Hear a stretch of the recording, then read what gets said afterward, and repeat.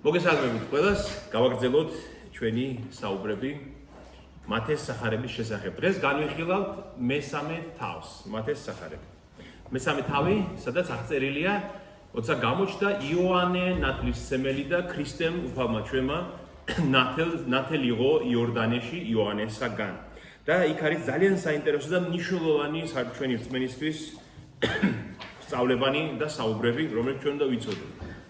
მანამდე მე მინდა თქვენს და ვინც შემდეგ ამას ნახავს, ერთი რჩევა მინდა ყველას მოგცეთ. აი მაგალითად, როდესაც თქვენ უსმენთ სახარების განმარტებას, ძალიან საინტერესოა ხანდახან, ხო, აი მოძღვრების განმარტებები ბევრია, ხო, ინტერნეტში, აი და საინტერესოა მოგწონს, ძალიან აგაფრთოვანებს იმ წუთში, როცა ამ სახარებას უსმენ, თითქოს ყველაფერი გასაგებია და მოგწონს, ხომ ასეა? მაგრამ დაიმახსოვრეთ ერთი რამ. ამ განმარტების მოსმენისას აუცილებლად უნდა აიღოთ, გადაშალოთ სახარება იმ თავზე, რომელზეც ლაპარაკობს ის მოძღვარი და თქვენ მიაყოლოთ თვალი იმ ტექსტს, რაზეც ლაპარაკობს. გესმით? ეს არის აუცილებელი რამ, თორე მორჩება თუ არა იმ ჩანაწერის მოსმენა, დამიჯერეთ 1 საათში არაფერი აღარ გემახსოვრება. მაგრამ ის რაც თქვენ თვითონაც ამოიკითხეთ და დააფიქსირეთ თქვენმა თვალმა ტექსტში, ხო? ის დაგამახსოვრდება. გესმით? ეს ძალიან მნიშვნელოვანია. აი ასევე ეყურეთ ადამიანს ღმერთისგან მიცემული აქვს 5 გრძნობა, ხო? ეს ხო იცით ჩვენ ყველა. თვალი, მხედველობა, მსმენა, შეგრძნება, ყნოსვა, გემო, ხო? აქედან 2-ია უმნიშვნელოვანესი ღმერთის შესაძლებლობა. რომელია ეს 2? სმენა და მხედველობა. სმენა და მხედველობა. გემოთი და ხელის შეხებით, ხომ ღმერთს როგორ უნდა შეიცნო, ღმერთი როგორ უნდა შეიგრძნო. ერთად 2 გრძნობა, რომელიც აბსოლუტურად ჩვენ სულთან არის კავშირში, იმიტომ რომ ჩვენი სული ხო ჩვენ გონებაშია, გესმით? ჩვენი მართლმადიდებელი სწავლება გვეუბნება, რომ სული ცოცხლობს გონებაში. გესმის? სულის თვალი არის გონება. და გონებასთან პირველ რიგში, რაც ღმერთის შემეცნებაში, რაც ჩვენ გვეხმარება, არის რა? სმენა და მხედველობა. ამიტომ მოსმენაც აუცილებელია და წაკითხვაც აუცილებელია. აი მე ჩემ გამოცდილებას გაგიზიარებთ, რომ სახარებას როცა ვსწავლობდი ხოლმე და დღესაც ვაკეთებ ხოლმე ამას. უსმენ ხოლმე სახარებას და თან იგივე ტექსტს თვალითაც უყურებ ხოლმე. ორმაგ დარტყმას ვაყენებ, კარგი გაგებით ამ ჩემს სულს, რომ ყურითაც უსმენ და თვალითაც უყურებ იმას, რასაც უსმენ ხოლმე, ხო? ადახან სხვადასხვა ენებზე მინდა ხოლმე წავიკითხო, რომ უფრო მეტად გასაგები იყოს ეს ყველა. ამიტომ გაითვალისწინეთ, ძალიან გთხოვთ ეს. თქვენ თვითონ საკუთარი თვალით წაიკითხეთ ის, რის განმარტებასაც უსმენთ. ეს ძალიან მნიშვნელოვანია. და კიდევ მეორე ეს ძალიან მნიშვნელოვანია. აი მაგალითად ბიბლიაში არის რამდენი წიგნი? 66 წიგნი, ხომ ასე? რომ ადამიანს ჩვენ მივიცეთ მაგალითად მათეს სახარება და დაიწყოს კითხვა, იტყვისა, არ მესმის არაფერი. ბევრს უთქვამს ხოლმე ეს, რომ ძალიან ძნელია, არ მესმის არაფერი. ეს ნორმალურია, ძალიან ნორმალური რეაქცია, რომ შეიძლება არ გესმოდეს პირველ რიგში. მაგრამ ერთი გასაღები არსებობს ბიბლიის გასაღება. ერთადერთი გასაღები. რაც უფრო მეტი წიგნი გაქვს წაკითხული ბიბლიიდან, მით უფრო მეტი გესმის სხვა წიგნებიდან. გესმით? ყველა წიგნი ერთმანეთთან კავშირშია. აი მაგალითად ძალიან ნათელი მაგალითი. იოანე ნათლისმცემელი მაგალითად რომ მოვიდა, ქრისტე ამბობს მასზე, ქრისტემ თქვა მასზე, ეს ილიაო. თქვენ რომ ილიას ელოდებითო, ილია წინასწარ მეტყველსო. ილია უკვე მოვიდაო, იოანე ნათლისმცემელი იყო, ილიაო ამბობს. ითხოვობს ახლა ამას ადამიანი და ვერ გაუგია, რატო არის იოანე ილია? რატომ არის იოანე ილია წინასწარ ცხოვრობდა 9 საუკუნით ადრე, ხო, ქრისტემამდე, იოანემდე. რატომ არის იოანე ილია? თუ ჩვენ არ წაგიკითხავს მაგალითად მეფეთა წიგნი ბიბლიის ძველი აღთქმიდან და არ წაგიკითხავს მალაქია წინასწარმეტყველის წიგნი მაგალითად, ვერ ხვდებით რა კავშირია ილიასა და იოანეს შორის.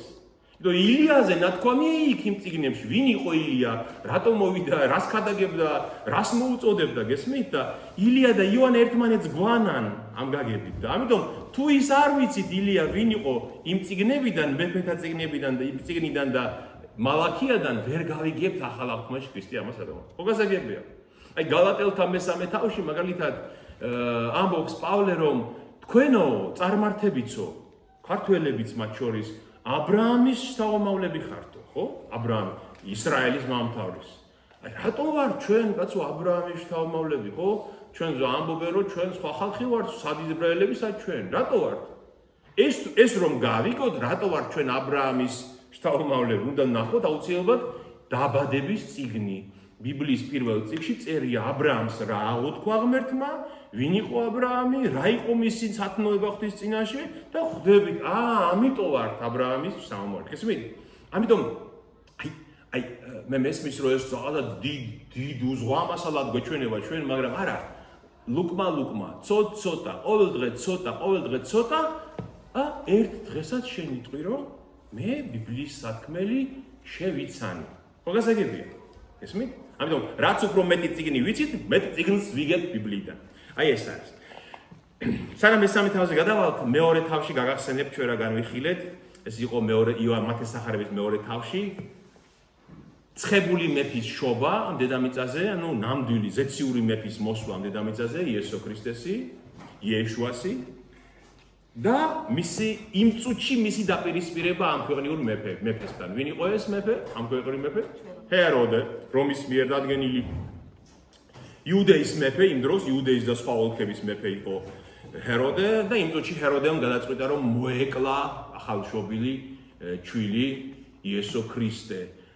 შემდეგ სხვა მეფის, ასე ვთქვათ, სხვა პილატემ, ასე ვთქვათ, რომის მიერ დადგენილმა კი მოაკვლევინა ის, მაგრამ დაბადებისთანავე ის სიკვდილის საფრთხის წინაშე იყო. შემდეგ ის როგორ გარბის ეგვიპტეში, მისი მშობლებს მიყავთ ჩვილი იესო ეგვიპტეში და ეგვიპტიდან ბრუნდება რაღაც პერიოდის მერე, როგორც პატარა ბავშვი და ღმერთი მას რას ამბობს? ეგვიპტიდან დავუძახე, მოუხმე ჩემს ძეს. ეგვიპტიდან მოვიდა ჩემი ნამდვილი ძე. იმიტომ რომ ეგვიპტიდან ვინ მოვიდა ადრე? ეგვიპტიდან ვინ დაბრუნდა? ისრაელი. იოსებიც ეგვიპტიდან დაბრუნდა მართალია, მაგრამ ისრაელი ეგვიპტიდან შემოვიდა მოსეს წინამძღოლობით, ხო, მაგრამ ისრაელმა ბევრჯერ უღალატა ღმერთს, ხო? არ იყო ნამდვილი შვილი მისი ისრაელი და ამიტომ ნამდვილი ძე ჩემი ეგვიპტიდან მოვიდა ამბობს ღმერთი და ბოლოს ჩვენ საინტერესო ის გავიხსენოთ, რომ საინტერესოა, როცა ის წავიდა მისი მშობლები და დაესახნენ სად დასახლდნენ გალილეაში, რომელ სოფელში? ნაზარეთში, ხო? ნაცარეთ ერქვა იმ სოფელს და ამიტომ მასო ნაზარეველი ეწოდებაო. ესე წერს მათემატიკაში. ნაზარეველი რატომ? იმიტომ რომ ძველ აღთქმაში, მე მგონი ეს წინა საუბარში ზოგიერთმა ვერ გაიგო, მithres კიდევაც რომ აი ძნელი გასაგები იყო მამაო. აი მე კიდე ერთხელ მინდა გავიმორე. ძველ აღთქმაში ქრისტეს აქვს მრავალი სახელი. ბევრი სახელი აქვს მაგ ძველ აღთქმაში, იმიტომ რომ ადამიანებმა არ იცოდნენ, ხო, ეძიებდნენ რა ერქმეოდა, ვინ იქნებოდა ის, ხო, ის აცხებული მეფე, ვინც დაიბადებოდა ისრაელში. ერთ-ერთი სახელი იესო ქრისტესი არის რა? მორჩი, ან ყლორტი. მორჩი და ყლორტი ერთი და იგივეა, ხო? მორჩი და ყლორტი ნიშნავს რას? მკვდარი მიწიდან, ან მკვდარი ხიდგან, ან გადაჭრილი ხიდან, რომ ამოხეთქავს ახალი სიცოცხლე, ხო? ამიტომაც ახალი სიცოცხლის მომტანის სახელი ქვია ძველ აღთქმაში იესო ქრისტეს.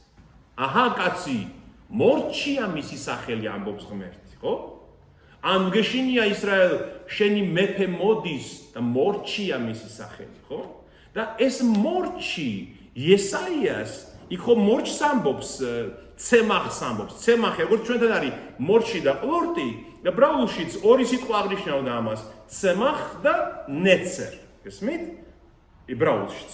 და ზაქარია ხმარობს და იერემია ხმარობენ ცემახს და იესაიაც ხმარობს ნეცერ. და ეს ნეცერი იყო ის სახელი ზუსტად რაც ნაცარეთს ერქვა.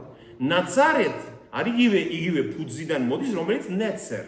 ანუ ნაზარეთს ერქვა საყლორტე, საიდანაც ის ყლორტი მოვა ჩვენთან, რომელიც სიცოცხლეს მისცემს ისრაელს. ხო გასაგებია? აი ასე აღსრულდა, იმიტომ ერქვა მას იესო ნაზარეველი, ხო?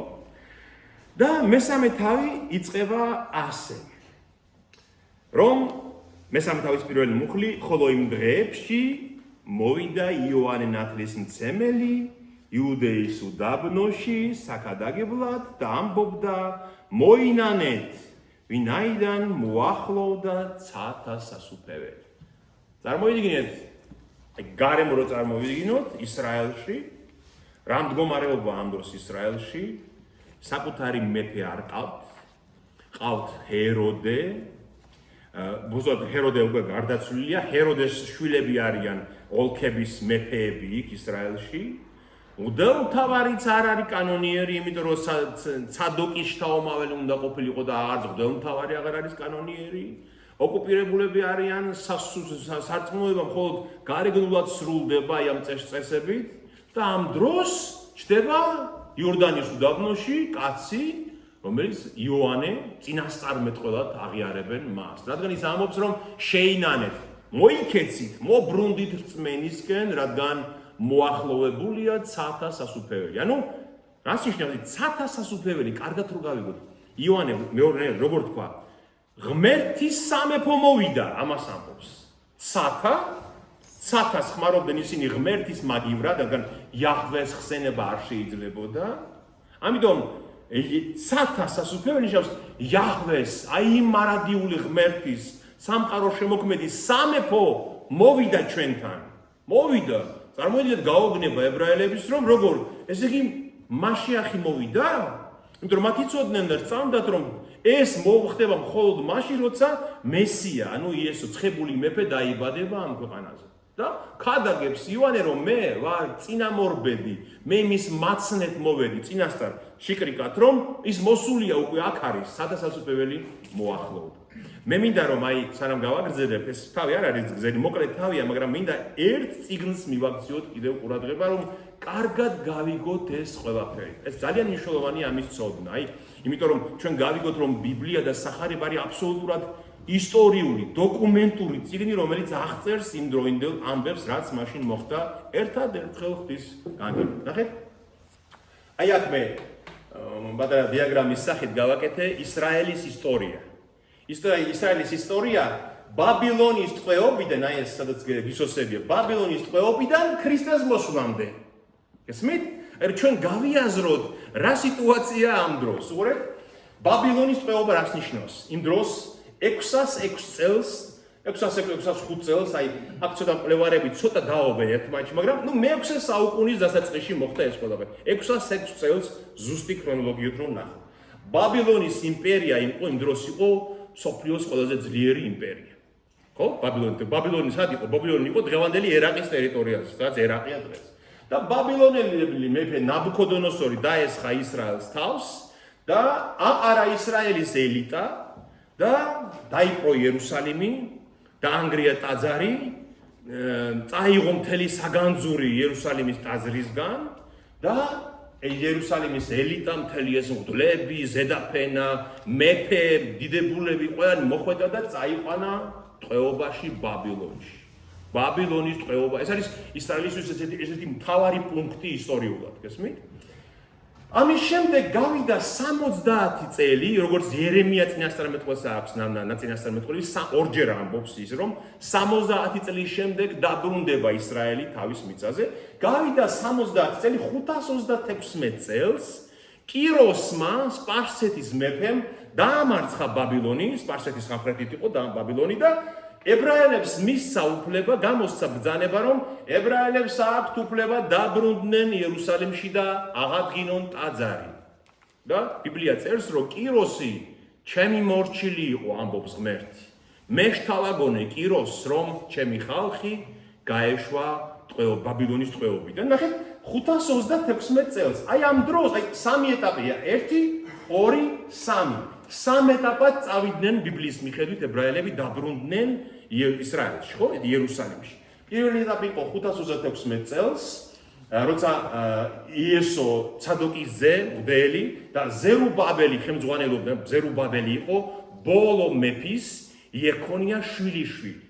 და წამოდი მეფის შვილიშვილი, რომელიც ნაბუქოდონოსორმა წაიყვანა ტყვეობაში და აღარ დაბრუნდა არასდროს იერუსალიმში, იმის შვილიშვილი ზერუბაბელი მღვდელთან ერთად მოდის და შედიან იერუსალიმში და 50,000 კაცი მიყავთ დაახლოებით, აღწერილი ბიბლიაში ჩამოთვლილია მათი სახელები ყველასი და პირველად რას აკეთებენ? სამსხვერპლოს აშენებენ. სამსხვერპლოს, სადაც მსხვერპლი უნდა შესწირონ ღმერთს. და ამ სამსხვერპლოს რო აშენებენ და იმ დროსთან საძირკველს ჩაყრიან ტაძრისთვის და არის ბიბლიაში აღწერილი, ეს არის ეზრას წიგნში, ტირილი და სიცილი ერთმანეთში არეული ამ ისრაელში, იმიტომ რომ ვისაც ახსოვდაო ის ძველი ტაძარი, რომელიც დაანგრია ნაბუქოდონოსორმა და ხედავდა, რომ ისევ ჩაიყარა საძირკველი ტაძრის ხივილი და ტირილი ერთმანეთში არეული. მე მინდა გაჩვენოთ, აი ეს ენთუზიაზმი, ეს ხო ღმერთის წყალობა იყო, რომ ისინი დაბრუნდნენ უკან, ხო? ბაბილონის იმპერია იმ დროს იყო რაღაცა საშინელი იმპერია. მაგრამ ღმერთმა ინება, რომ ისინიც დამარცხდნენ და ისინი დაბრუნდნენ, ხო? აი ამ სიხარულის გამო როგორ გაილია ეს სიხარული, აი ეს მინდა გაჩვენოთ, გესმით? და ღმერთი შემდეგ მათ განურისხდა, აი ამის გამო, რომ ამ ხელა წყალობა მაინც ვერ დაინახეს. ნახეთ, აღადგინეს საკურთხეველი და ტაძრის მშენებლობა დაიწყეს და დაახლოებით 515 წელს ტაძარი დასრულდა. იერუსალიმში ისევ დგას ის ტაძარი, იერუსალიმის ტაძარი. მეორე ეტაპი ტყვეთა დაბრუნების, იმიტომ რომ იქ კიდევ დააშნილ ბაბილონში ეს გადასახლებულები. 458 წელს წამოვიდა უკვე მწიგნობარი ეზრა. ეს იყო მწიგნობარი, რჯულის მცოდნე კაცი, რჯულის მასწავლებელი და წამოვიდა ეს უკვე ართახშასდა იყო ასეთი სპარსეთის მეფე, მან გამოუშვა იგი და წავიდა ეზრა და რჯული უქადაგო უკვე ისრაელს. ტაძარი აქვს, საკურთხეველიც აქვს და უთხრა რჯული და უთხრა ეუნება ეზრა, რომ თუ ყველაფერს არ დავიცავთ ისე როგორც ღმერთმა გითხრა, კვლავ დავიჯებით, რომ აღარ დაგვემართოს ის უბედურება, რაც დაგვემართა, უნდა დავიცავთ და ესენი დებენ ფიცია აღწერილი ეზრას წიგნში, როგორ შეჰფიცავენ ღმერთს, რომ კი, ყველაფერს დავიცავთ ისე როგორც არის და აქაც არის დიდი ტირილი სიხარული, რომ რჯული დაბრუნდა, იმიტომ რომ დაკარგული იყო ეს წიგნი ბაბილონის ტყვეობის გამო და ეს წიგნები იპოვეს, მოსეს 5 წიგნეული, გესმით? და ისევ მიუბრუნდა ჯგუფს. ნახეთ, მესამე ეტაპი უკვე 459 წელს, 454 წელს. უკვე არის ისევ ართახშასთას მეფობის დროს, ეს ახლოსვე 58 და 54-მდე რა არის. წამოვიდა ნეემია. ნეემია იყო მოხელე, მეფის მოხელე იმ დროს სპარსეთში, ებრაელი, რჯულით და ეთნიკურად. წამოვიდა ნეემია, ეს ნეემიას წიგნში აღწერილი და უკვე დაიწყო ართახშასთამ გამოსცა დეკრეტი, რომ უფლება აქვთ ებრაელებს არა მარტო ტაძარი, არამედ ქალაქი აღადგინონ იერუსალიმი და ნეემიას წიგნში აღწერილია, როგორ აღადგინეს 10 კარიბჭე გალავანში ჩასვეს, გალავანი ღობე ააშენეს, სახლები შენდება, უკვე იერუსალიმი უნდა ააშენდეს როგორც წმინდა ქალაქი. გესმით? და აქაც ნახეთ, რომ ებრაელები როგორ ყურადღებას აქცევდნენ ამას, იმიტომ რომ ეს ღმერთის განგებულება იყო, რომ ნეემიას აღწერილი აქვს, რომელ კარიბჭეს რომელი გვარი აშენებდა. რომელი ოჯახი აშენებდა, ვინსად იდგა და ვინსად აშენებდა, გესმით? 450 წელს უკვე ქალაქი აშენდა იერუსალიმი. ხომ ასეთი დიდებული რაღაცა ღმერთის წყალობაა. და აი ამ დროს ნეემიას წიგნი, ეს მინდა გაჩვენოთ, ნეემიას წიგნი რომ თავდება, როიწყება ეს წიგნი, რაღაცა ისეთი ამაღლებულ ნოტაზეა ეს წიგნი, რომ აი იერუსალიმ აშენდა. ნახეთ, ტაძარი აშენდა, რჯული დაუბრუნდათ. და ქალაქიც უკვე აშენდა, იერუსალიმმა თავისი გალავანი და კარიბჭეები დაიბრუნა და ბოლო თავში ამ ნეემიას წიგნის, აი ადამიანი როგორია ამის ჩვენება უნდა ბიბლიას, გესმით, რომ ეს ენთუზიაზმი დიდხანს არ მიყვება ადამიანს. მაინც ღალატისკენ არის მიდრეკილი. და ბოლო თავში ნეემიას წიგნის გასაოცარია, ნეემია უკვე ეუბნება, რომ იქ ვიღაცა ტაძრის მღვდელმთავარი ვიღაცა მოღალატე სამარიელს შეეკრა და სამარიელებს მოღალატეებს მისცა ოთახები იქ ტაძარში. მივედი ნეემია ამბობს და შევრისხე და აუბრძალე ამის გაკეთება. შემდეგ ამბობს, რომ დავინახეო, რომ ებრაელებიო, ლევიანებს მღვდლებსო, შესაძლებს არ აძლევენო. იმიტომ რომ ლევიანებს მღვდლებს არ გააჩნდათ მიწა ისრაელში. ისინი უმიწო ხალხი იყო, არ თავის ტერიტორია არ ჰქონდა და სხვა 11 ტომს უნდა მათთვის მიეცათ შესაწირი, რომ ეარსებათ მღვდლებს. დავინახეო, რომ არ აძლევენ შესაწირსო. შემდეგ დავინახეო, რომ შაბათს არ ღვევენო, შაბათს არ იცავენო, შაბათსო ყურძენს წურავენო, საქმეს აკეთებენო. დავინახეო, რომ გალავნის გარეთ გაიპარებიან ხოლმეო და იქ ვაჭრობენო. დაუგრძალეო ეს და გავაფრთხილეო რომ თუ კიდე დაგინახეთ რომ ვაჭრობთ შაბათს გალავნის გარეთ მოვალ და დაგარბევთ იწოდეო სოლდაგარებს უთხარიო მე დავინახეო რომ ურჯულ წარმართა ცოლები მოყავთო იმიტომ რომ აკრძალული იყო ებრაელისთვის სხვა სანქორწინება ამასაც არ ღვევენო დავინახეო ლევიანები და მღვდლები როგორ შელახავენ აღთქმასო და აი ასე მთავრდება ეს წიგნი წარმოგიდგენიათ აი ამ ხელა წყალობის მერე ისრაელი მაინც მიიდრიკა რომ ღალატობს ღმერთს 420 წელს მოდის მალაქია წინასწარმეტყველი და ჩვენი თავი ამასთან კავშირში ამიტომ მინდოდა ეს მეთქვით მალაქია წინასწარმეტყველი მოდის 420 წელს დაახლოებით აი ამ ნეემიას შემდეგ და მალაქიას წიგნი არის ძველი აღთქმის ბოლო წიგნი მალაქიადან მათეს სახარებამდე წიგნი აღარ არის ბიბლიაში გესმით ანუ ღმერთი განურისხდა მათ აი ამის გამო და 400 წელიწადი ღმერთი აღარ უგზავნის მათ წინასწარმეტყველებს გესმით ასე არ ყოფილა არასდროს ისრაელში თავად ისრაელთა რაბინები ამბობდნენ რომ თალმუდშია ეს რომ ღვთის სულმა მიგვატოვა აღარ ყავს წინასწარმეტყველი და რატომ ნახეთ მალაქია წინასწარმეტყველი აი ამის გამო მალაქია წინასწარმეტყველი წერს რომ აი ეს წიგნი რაზე არის მალაქიასთან ბოლო წიგნი რაზე არის ეცით რატომ მინდა მე ამის ეს რო გავიაროთ ჩვენ რომ მივხვდეთ მათ ეს სახარება როდის იწყება აი რა არის საფუძველი იმისი რომ იოანე გამოჩნდა გესმით და მალაქია წინასწარმეტყველში არის ესეთი რაღაცები რომ ღმერთი ბრალს დებს ისრაელს ღმერთი ეუბნება ისრაელს რომ შეურაცხავით თქვენ ჩემი სახელიო ისრაელი ისე არის გათავხედებული რომ ეუბნება რითი შეურაცხავით შენი სახელი ღმერთი ეუბნება ისრაელს რომ მე მიყვარდი თქვენო შეგიყვარეთ თქვენ და ისრაელი ასე ეუბნება იცით როგორ შეგიყვარეო აბა გიხარიო როგორ თქოს წყალობას ვეღარ ხედავს ისრაელი ღმერთი ეუბნება მიყვარხართ მე თქვენო და ისინი ეუბნებიან როგორ აბა რა შეგიყვარვართო რა გაგვიკეთეო რომ გვეუბნები გიყვარხარო შემდეგ ეუბნება რომ ღმერთი რომ ძარცვალთ მე თქვენო იმიტომ რომ შესაწირავი მოკავთ კოჭრი ცხრებიო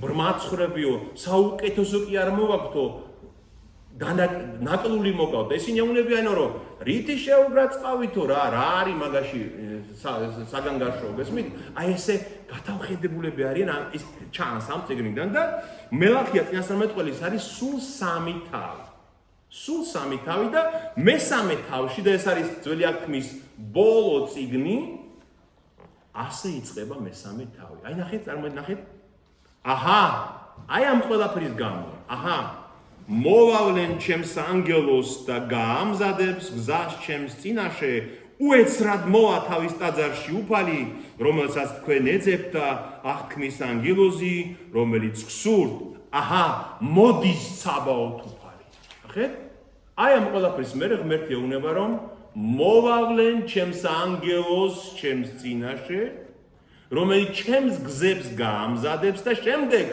უეცრად მოვა თავის ტაძარში უფალი ვინ არის ანგელოზი რომელიც მის გზებს გაამზადებს იოანე ნათლისმცემელი უეცრად რომ ტაძარში მოვა უფალი ის ვინ არის იესო ქრისტე ნახეთ შემდეგ ამბობს ვინაიტანს მის მოსვლას მოსვლის დღეს და ვინ გაუძლებს მის გამოცხადებას რადგან ის გამომდნობელი ცეცხლივით არის და მრეცხალთა მტუტესავით ის გაწმენს ის ცეცხლივით გაწმენს ყველაფერს აი იესო როცა მოვა და შემდეგ ნახეთ გრძელდება ასე და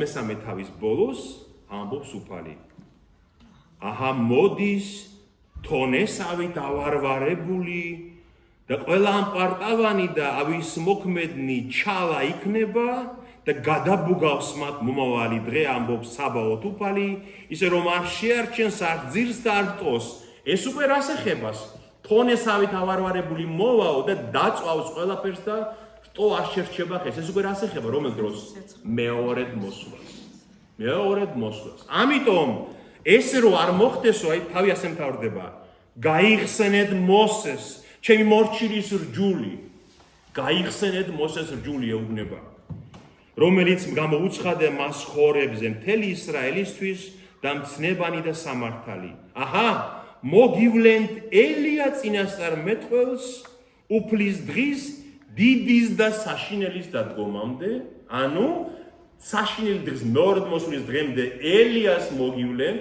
მეორედ მოსვლამდე, ის შეარიგებს მამების გულს შვილების გულთან და შვილების გულს მამების გულთან, რომ ჩემი მოსვლისას ქვეყანა შეჩვენებით არ შეუმუსრო. მეორედ მოსვლის წინაც იოანეს აპოკალიფსში ეს გაცხადებული, ელია წინასწარმეტყველი მაშინაც გამოჩნდება და ის მორწმუნა ებრაელებს გაახსენებს მისი მამების რჯულს და შეარიგებს მამების და შვილების გულს. ამას ნიშნავს, რომ ჩემი მოსვლისას ქვეყანა შეჩვენებით არ შეუმუსრო, რადგან თუ არ დახვდა მას ისრაელში ის მორწმუნე ნატამალი, შემუსრავს ყველაფერს შეჩვენებით. ამიტომ ამბობს. ამ თავში ორივე მოსვლა უფლის რაჩვენები. მესამე თავის დასაწყისში როცა მოვავლენ ჩემს წინამორბედს, ანგელოზი, სიტყვა ანგელოზი ნიშნავს მახარებელს, აი რაღაცის მახარებლად რომ მოდის ვინმე. მოვავლენ ანგელოზს და ის გაამზადებს გზებს ჩემს წინაშე. და შემდეგ უეცრად მოდის თავის ტაძარში უფალი. აი ამას მოგვითხრობს მათეს სახარების მესამე თავი და უფალი ჩვენი იესო ქრისტეც ამოწმებს, რომ ეს იოანე ის არის ელია, რომელზეც ლაპარაკობდა მალაქია წინასწარმეტყველი. ხო გასაგები? და გამოჩნდა იოანე ნათლისმცემელი და ამბობდა მოინანიეთ, ვინაიდან მოახლოვდა ცათა სასუფეველი. რადგან ეს არის ვისთვისაც ითქვა ისაია წინასწარმეტყველის მიერ, ხმა უდაბნოში მღაღადებლისა, გაამზადეთ გზა უფლისა, გაასწორეთ მისი ბილიკნი. და მათი ამბობს, რომ რადგან ეს იყო ის, ვისთვისაც ისაია წინასწარმეტყველმა დაწერაო, ხმა ისმა მღაღადებლისა უდაბნოში, გაასწორეთ, გაამზადეთ გზა უფლისა და გაასწორეთ მისი ბილიკნი. ისაია წინასწარმეტყველებს ამას ისაიას მე-40 თავში. რომ, ნახეთ, ისაიას ეს მინდა გაჩვენოთ აუცილებლად. ისაია წინასწარმეტყველიც იგივეს ამბობს, რაც მალაქიამ თქვა, უფრო ადრე. ისაია ამას ამბობს მე-7 საუკუნეში და მალაქია ამას ამბობს მე-5 საუკუნეში. ნახეთ. ეს არის მე-40 თავის მესამე მუხლი. ხმა ისმა მღაღადებლისა უდაბნოში, გაამზადეთ უფლის გზა, მოასწორეთ ტრამალზე სავალი ჩვენი ღვთისათვის. აი რა წერია, გაამზადეთ უფლის გზა, ებრაულ ორიგინალში წერია, გაამზადეთ იაჰვეს გზა. უფალი აქ იმიტომ წერია, რომ იაჰვეს ისინი არ ამბობდნენ და როცა ითარგმნა ეს ბერძნულად, იაჰვეს მაგიერ ჩაწერეს უფალი, ადონაი, ხო? ანუ კირიე ბერძნულად. ყოველი ტაფობი მაღლა აიწევს და ყოველი მთა და ბორცვი დამდაბლდება, ფერდობი გავაკდება და მთა-გრეხილები გასწორდება. რატომ ამბობს ამას ისაია? აი ძალიან მნიშვნელოვანი რომ მოდის ვინმე ჩვენთან.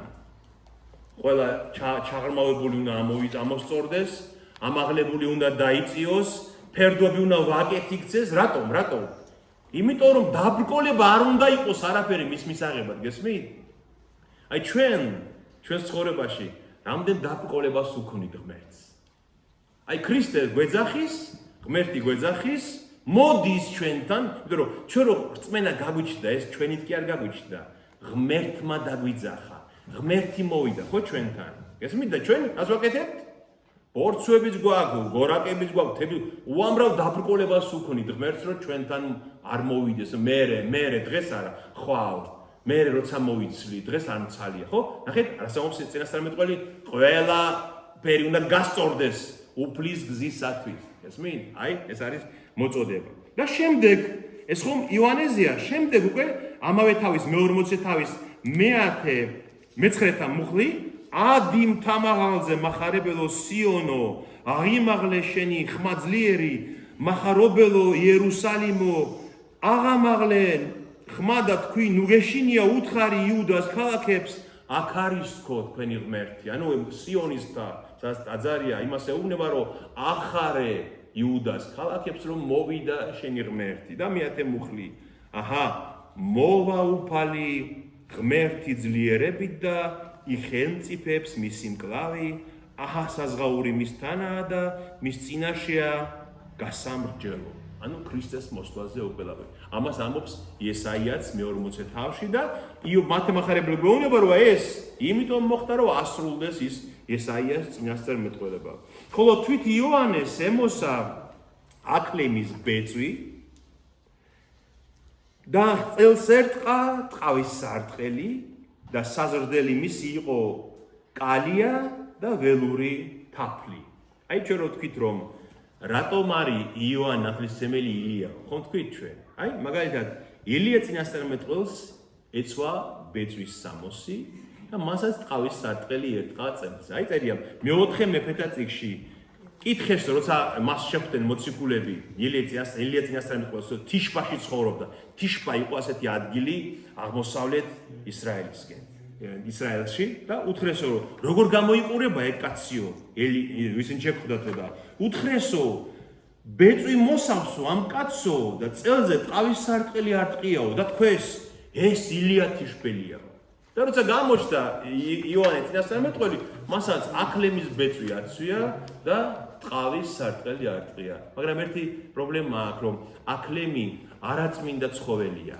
აკლემის არ ჭამდნენ ებრაელები არაწმინდა ცხოველებოდა მაგრამ ზუსტად იმიტომ აცვია არაწმინდა ცხოველის ბეწვი რომ ისრაელს უნდა ანიშნოს რომ არაწმინდა ის თქვენ როგორ ცხოვრობთ განწმენდა გჭირდება და ჭამდა კალიას კალია იჭმეოდა იმ დროს გარკვეული ჯიშები კალიის ისრაელში იმ დროს ითვლებოდა წმინდად და შეიძლებოდა მისი ჭამა და ველურ თაფლს მიირთმევდა იოანე ნათლისმცემლი როგორც ასკეტი ისე ცხოვრობდა და დიდი ავტორიტეტი ჰქონდა იოანეს ძალიან ისრაელში ასევე ამას ჩვენ ნახეთ წინასწარმეტყველი რო იყო ილია გვიდასტურებს პავლე მოციქული როცა ებრაელთა მე-11 თავში ლაპარაკობს ყველა იმ ადამიანებზე ვინც ასე მოლოდინით ელოდა იესო ქრისტეს იქ ერთ ადგილას ამბობს ებრაელთა მე-11 თავში დადიოდნენ ისინიო ტანჯულნიო გვემულნი თხის ტყავებით დადიოდნენ ანუ ვიზე ამბობს წინასწარმეტყველებზე ამბობს რომ ელოდნენ ქადაგებდნენ გვიწინასწარმეტყველებდნენ მაგრამ ვერ მოესწრნენ თავად მესიას ანუ იესო ქრისტეს მე მინდა გაჩვენოთ კიდევ ერთი ძალიან საინტერესო ადგილი რომ ჩვენ ეს ისტორიულადაც დავწუნდეთ რომ ისტორიულადაც როგორ დადასტურებულია ნახეთ აი ეს არის იუდაური სიძველეები იოსებ ფლავიუსის ეს არის პირველ საუკუნის მეორე საუკუნეების ისტორიკოსი ებრაელი თავად რომელიც რომში ცხოვრობდა რომის კარზე ცხოვრობდა თვითონ ქრისტიანი არ იყო იუდეველი იყო თავად და ნახეთ რა წერს იოსებ ფლავიუსი ეს არის მე-18 თავი მისი იუდაური სიძველეების მე-5 წიგნი და იოანე ხომ ჰეროდე ანტიპამ მოკლა შემდეგ თავი მოჰკვეთა მას და იოსებ ფლავიუსი წერს რომ იუდეველებს მიაჩნდათო რომ ჰეროდე შემდეგ დაამარცხა ჰეროდეს ჯარები დაამარცხა არეტა დიდმა მე-4 სხვა მეფემ და ზოგი ებრაელები თვლიდნენ იოსებ ფლავიუსი წერს რომ ესო სასჯელი იყო იმის გამო რომ მან იოანე ნათლისმცემელი მოკლაო რადგანო ეს იყო კეთილშობილი კაცი წარმოიდგინე იოსებ ფლავიუსი წერს იოანე ნათლისმცემელზე იმაზე რომელიც ჩვენ სახარებაში ნათქვამი რადგან ეს იყო კეთილშობილი კაცი რომელიც იუდეველებს სრულყოფილებისაკენ მოუწოდებდა იმით რომ აფრთხილებდა ყოფილიყვნენ ღვთისმოსავნი ღმერთის წინაშე და ისე მისულიყვნენ მოსანათლად ყოფილიყვნენ სამართლიანი ერთმანეთის მიმართ როგორც ის ასწავლიდა მხოლოდ ასე იქნებოდა ნათლობა სათნო ღვთისათვის ანუ ნათლობას რომ აღასრულებდა იოანე ნათლისმცემელი ფლავიუსი ამას ადასტურებს ეს ხალხს მოუწოდებდაო რომ მხოლოდ განწმენდილი გულით მოდით მოსანათლად ისე ნუ მოდიხართ ეუბნებოდაო და რადგან ამგვარი ქადაგებებით გამოწვეული განსაკუთრებული მიზიდულობის გამო აუარებელი ხალხი აწყდებოდა იოანეს ჰეროდეს ეშინოდა მისი ავტორიტეტის გამო მის რჩევებს საყოველთაო მორჩილება არ გამოეწვია ისრაელშიო და ხალხი არ აემხედრებინა და რაიმე საშიშროება არ გამოეწვია მისთვის. ამით ეჭვის გამო ჰეროდემ შეაპყრობინა იოანე, მახიერის ციხეში ჩამწვდევინა და იქ მოკლა. იოსებ ფლავიუსი ადასტურებს ამას თავის იუდაურ სიძველეებში. ის რაც შემდეგ ჩვენ სახარებიდანაც ვიცით. ანუ იოანე იყო აბსოლუტურად ისტორიული ფიგურა, რომელსაც დიდი ავტორიტეტი ჰქონდა ხალხში. და ნახეთ, მეხუთე მუხლი უბრალოდ ამას აგრძელებს. მაშინ გამოდიოდა მისკენ იერუსალიმი და მთელი იუდეა და მთელი შემოგარენი იორდანესი და ინათლებოდნენ მისგან იორდანეში და აღიარებდნენ თავიანთ ცოდვებს. ინათლებოდნენ მისგან იორდანეში, ეს ნათლობა როგორ გამოიყურებოდა, შედიოდნენ, ცოდვებს ამბობდნენ იოანეს წინაშე თავის ცოდვებს და ინათლებოდნენ იორდანეში. მე მინდა აქ ჩვენ განმარტოთ ერთი რამ. ნახეთ, ნათლობა ჩვენთვის, ნათლობა ხომ დაკავშირებულია დღეს ქრისტიანობაში შესვლასთან, ხომ ასე? და ჩვენ ვისი სახელით ვინათლებით? რას ვამბობთ ხოლმე? სახელით ამ მამისათა, ძისათა და წმინდის სულისათა.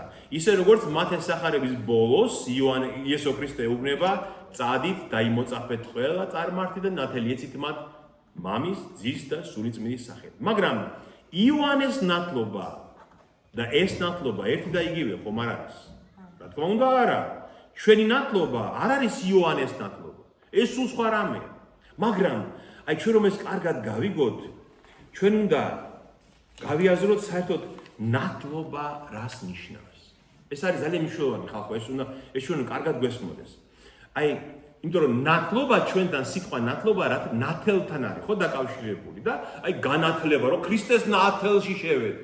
მაგრამ ის სიტყვა რომელიც სეპტუაგინტაშიც იხმარება, სეპტუაგინტა რა არის? ძველი აღთქმის ბერძნული თარგმანი, ხო? ძველი აღთქმის ბერძნული თარგმანი შესრულდა ძველ ქრისტემდე მესამე საუკუნეში. მესამე საუკუნის ბოლოს.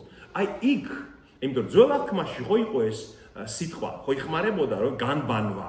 ებრაელები ხო მაგალითად როცა აღწერილია რომ მოსეს დროს ნაამან სირიელი განიკურნა კეთრისაგან, ბოდიში ელია თესბიტელის დროს, ელია თიშბელის დროს ნაამან სირიელი იყო ასეთი კაცი, არა ებრაელი, რომელიც კეთრი ჰქონდა და ილიამ განკურნა იგი კეთრისგან. უნდა წადი იორდანეში, განიბანე 7 ჯერო და განიკურნებიო და მართლაც მიდის ეს ნაამან სირიელი და იკურნება კეთრისაგან, გესმით?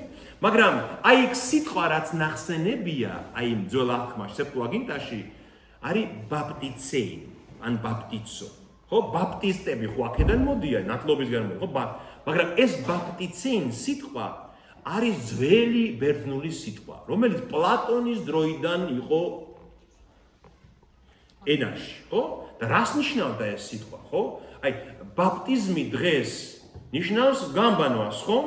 ნათლობას, ქრისტიანობას, მაგრამ ძველ მაშინ რას ნიშნავდა ეს პლატონის დროიდან ეს ორიგინალი მნიშვნელობა ამ სიტყვის რა იყო? შთაფლას. რაღაცას რომ შთაფლავ რაღაცაში და ამოიღებ.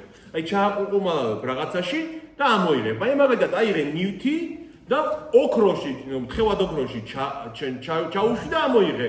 ოქრო ხო მოედება მას. ამას ერქვა ბაპტიცეი, ბაპტიცო იყო ეს სიტყვა, გესმით? რაღაცაში რომ გაივლი. რაღაცაში რომ გაგატარებო, გესმით?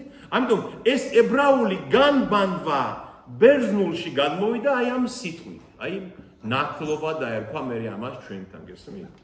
და იოანე წყალში რომ განბანდა ხოლმე მათ. ეს ებრაელებისთვის აბსოლუტურად განბანვა, მათთვის რიტუალური განბანვა, მათთვის ცნობილი იყო, ხო? მაგალითად, თუ მკვდარს შეეხებოდნენ, უნდა განებანათ, ანცაც სხეული. თუ მაგალითად შეეხებოდნენ ლეშს, მკვდარს უნდა განებანათ. თუ კეთროვანს შეეხებოდნენ, უნდა განებანათ. გარდა ამისა, მაგალითად, მოსე როცა რჯულს აძლევს მათ, ეუნება რომ რჯულის მიღებამდე ტანსაცმელი გაირეცხოს ყველამ, განიბანოს ყველაო. და ებრაელებმა თქვეს, მათმა მოძღვრებმა, რომ კაცო, ტანსაცმელი თუ უნდა გაგვერეცხა რჯულის მიღების დროს, ტანი და ხელები არ უნდა დავიბანოთ? და ამიტომაც ყველა მნიშვნელოვანი რიტუალური მოქმედების დროს ისინი უკვე იბადნენ თავს, ხელებს, ფეხებს, გესმით? და ეს განბანვა მათთვის აბსოლუტურად ცნობილი რამ იყო. მაგრამ იყო ერთი განბანვა კიდევ განსხვავებული ამისგან. პროზელიტები როცა ინათლებოდნენ, აი მაგალითად მოვიდოდა ეგვიპტელი კაცი ვინმე და იტყოდა რომ მე ვაღიარებ თქვენს ღმერთს ისრაელ და მინდა რომ იუდეველი გავხდე, აი ამ იაჰვეს კრებულში შემოვიდე, ხომ? მაშინ ეს პროზელიტი უნდა განებანათ, ისიც ხდებოდა ასე. საბანელები ჰქონდათ ებრაელებს, და აუზები იყო, კიბით ჩადიოდი, შთაიფლებოდი და ამოდიოდი იქიდან. და მათ ორი ეს იუდეველი მოწაფე მიყვებოდა აი ამ ახალ მოსანათს, ჩაიყვანდნენ ამ წყალში და წელამდე სანამ ჩავიდოდა ესენი ეუბნებოდნენ ცნებებს, მნიშვნელოვან მკაცრ ცნებებს, რომ თუ გადაიფიქრებ და იმ დროს უნდა გადაეფიქრა. სანამ თლიანად ჩავიდოდა, მაგრამ ის თუ გააგრძელებდა სვლას, ბოლომდე ჩაიფლებოდა წყალში და ამოვიდოდა იქიდან როგორც განბანილი, როგორც იუდეველი, როგორც ხელახლა შობილი მათი სარწმუნოებისთვის, ხო? ეს მათ იცოდნენ, მაგრამ რა იყო სკანდალი იოანეს მოსვლისა? როგორ გონიათ? მაგრამ იუდეველებს მიაშ ვინც იუდეველია, დაბადებით იუდეველი ვინც არის, ხო? დედმამით იუდეველი, და დედით იუდეველი, დაბადებით. ის რაღაცა უნდა განიბანოს. იოანე ეუბნება რომ თქვენს ებრაელები, თქვენც უნდა იმდენად გაუწმინდურნებული ხართ მესიის შესახვედრად, თქვენ არა ხართ მზად. მაშიახის შესახვედრად თქვენ უღირსნი ხართ, უნდა მოხვიდეთ, მოინანიოთ ღალატის ჯულის ეუბნება და თქვენც უნდა განიბანოთ წყალში ქრისტეს შესახვედრად. გესმით?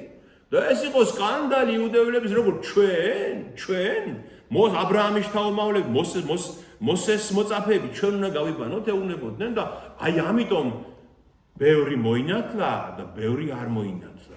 იქ წერია რომ დაინახა მან რომ მას ნახეთ, აი დაინახა მისკენ მოსანათლად მომავალი ფარისეველნი და სადუკეველნი და უთხრა მათ, იქედნეს ნაშიერნო, ვინ გასწავლად გაეკეციდო მომავალ რისხვას, მას გამოიღეთ ნაყოფი ღირსი სინანულისა.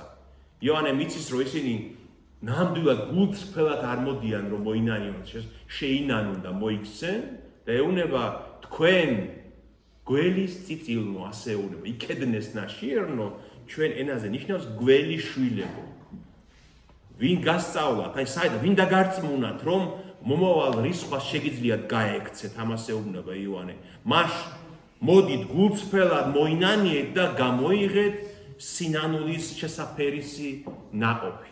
შემდეგ ჩვენ ამას ხედავთ, ნახე, ეს მე ადგილი მინდა გაჩვენოთ, ეს არის ლუკას სახარების მე-7 თავში, რომ ისინიო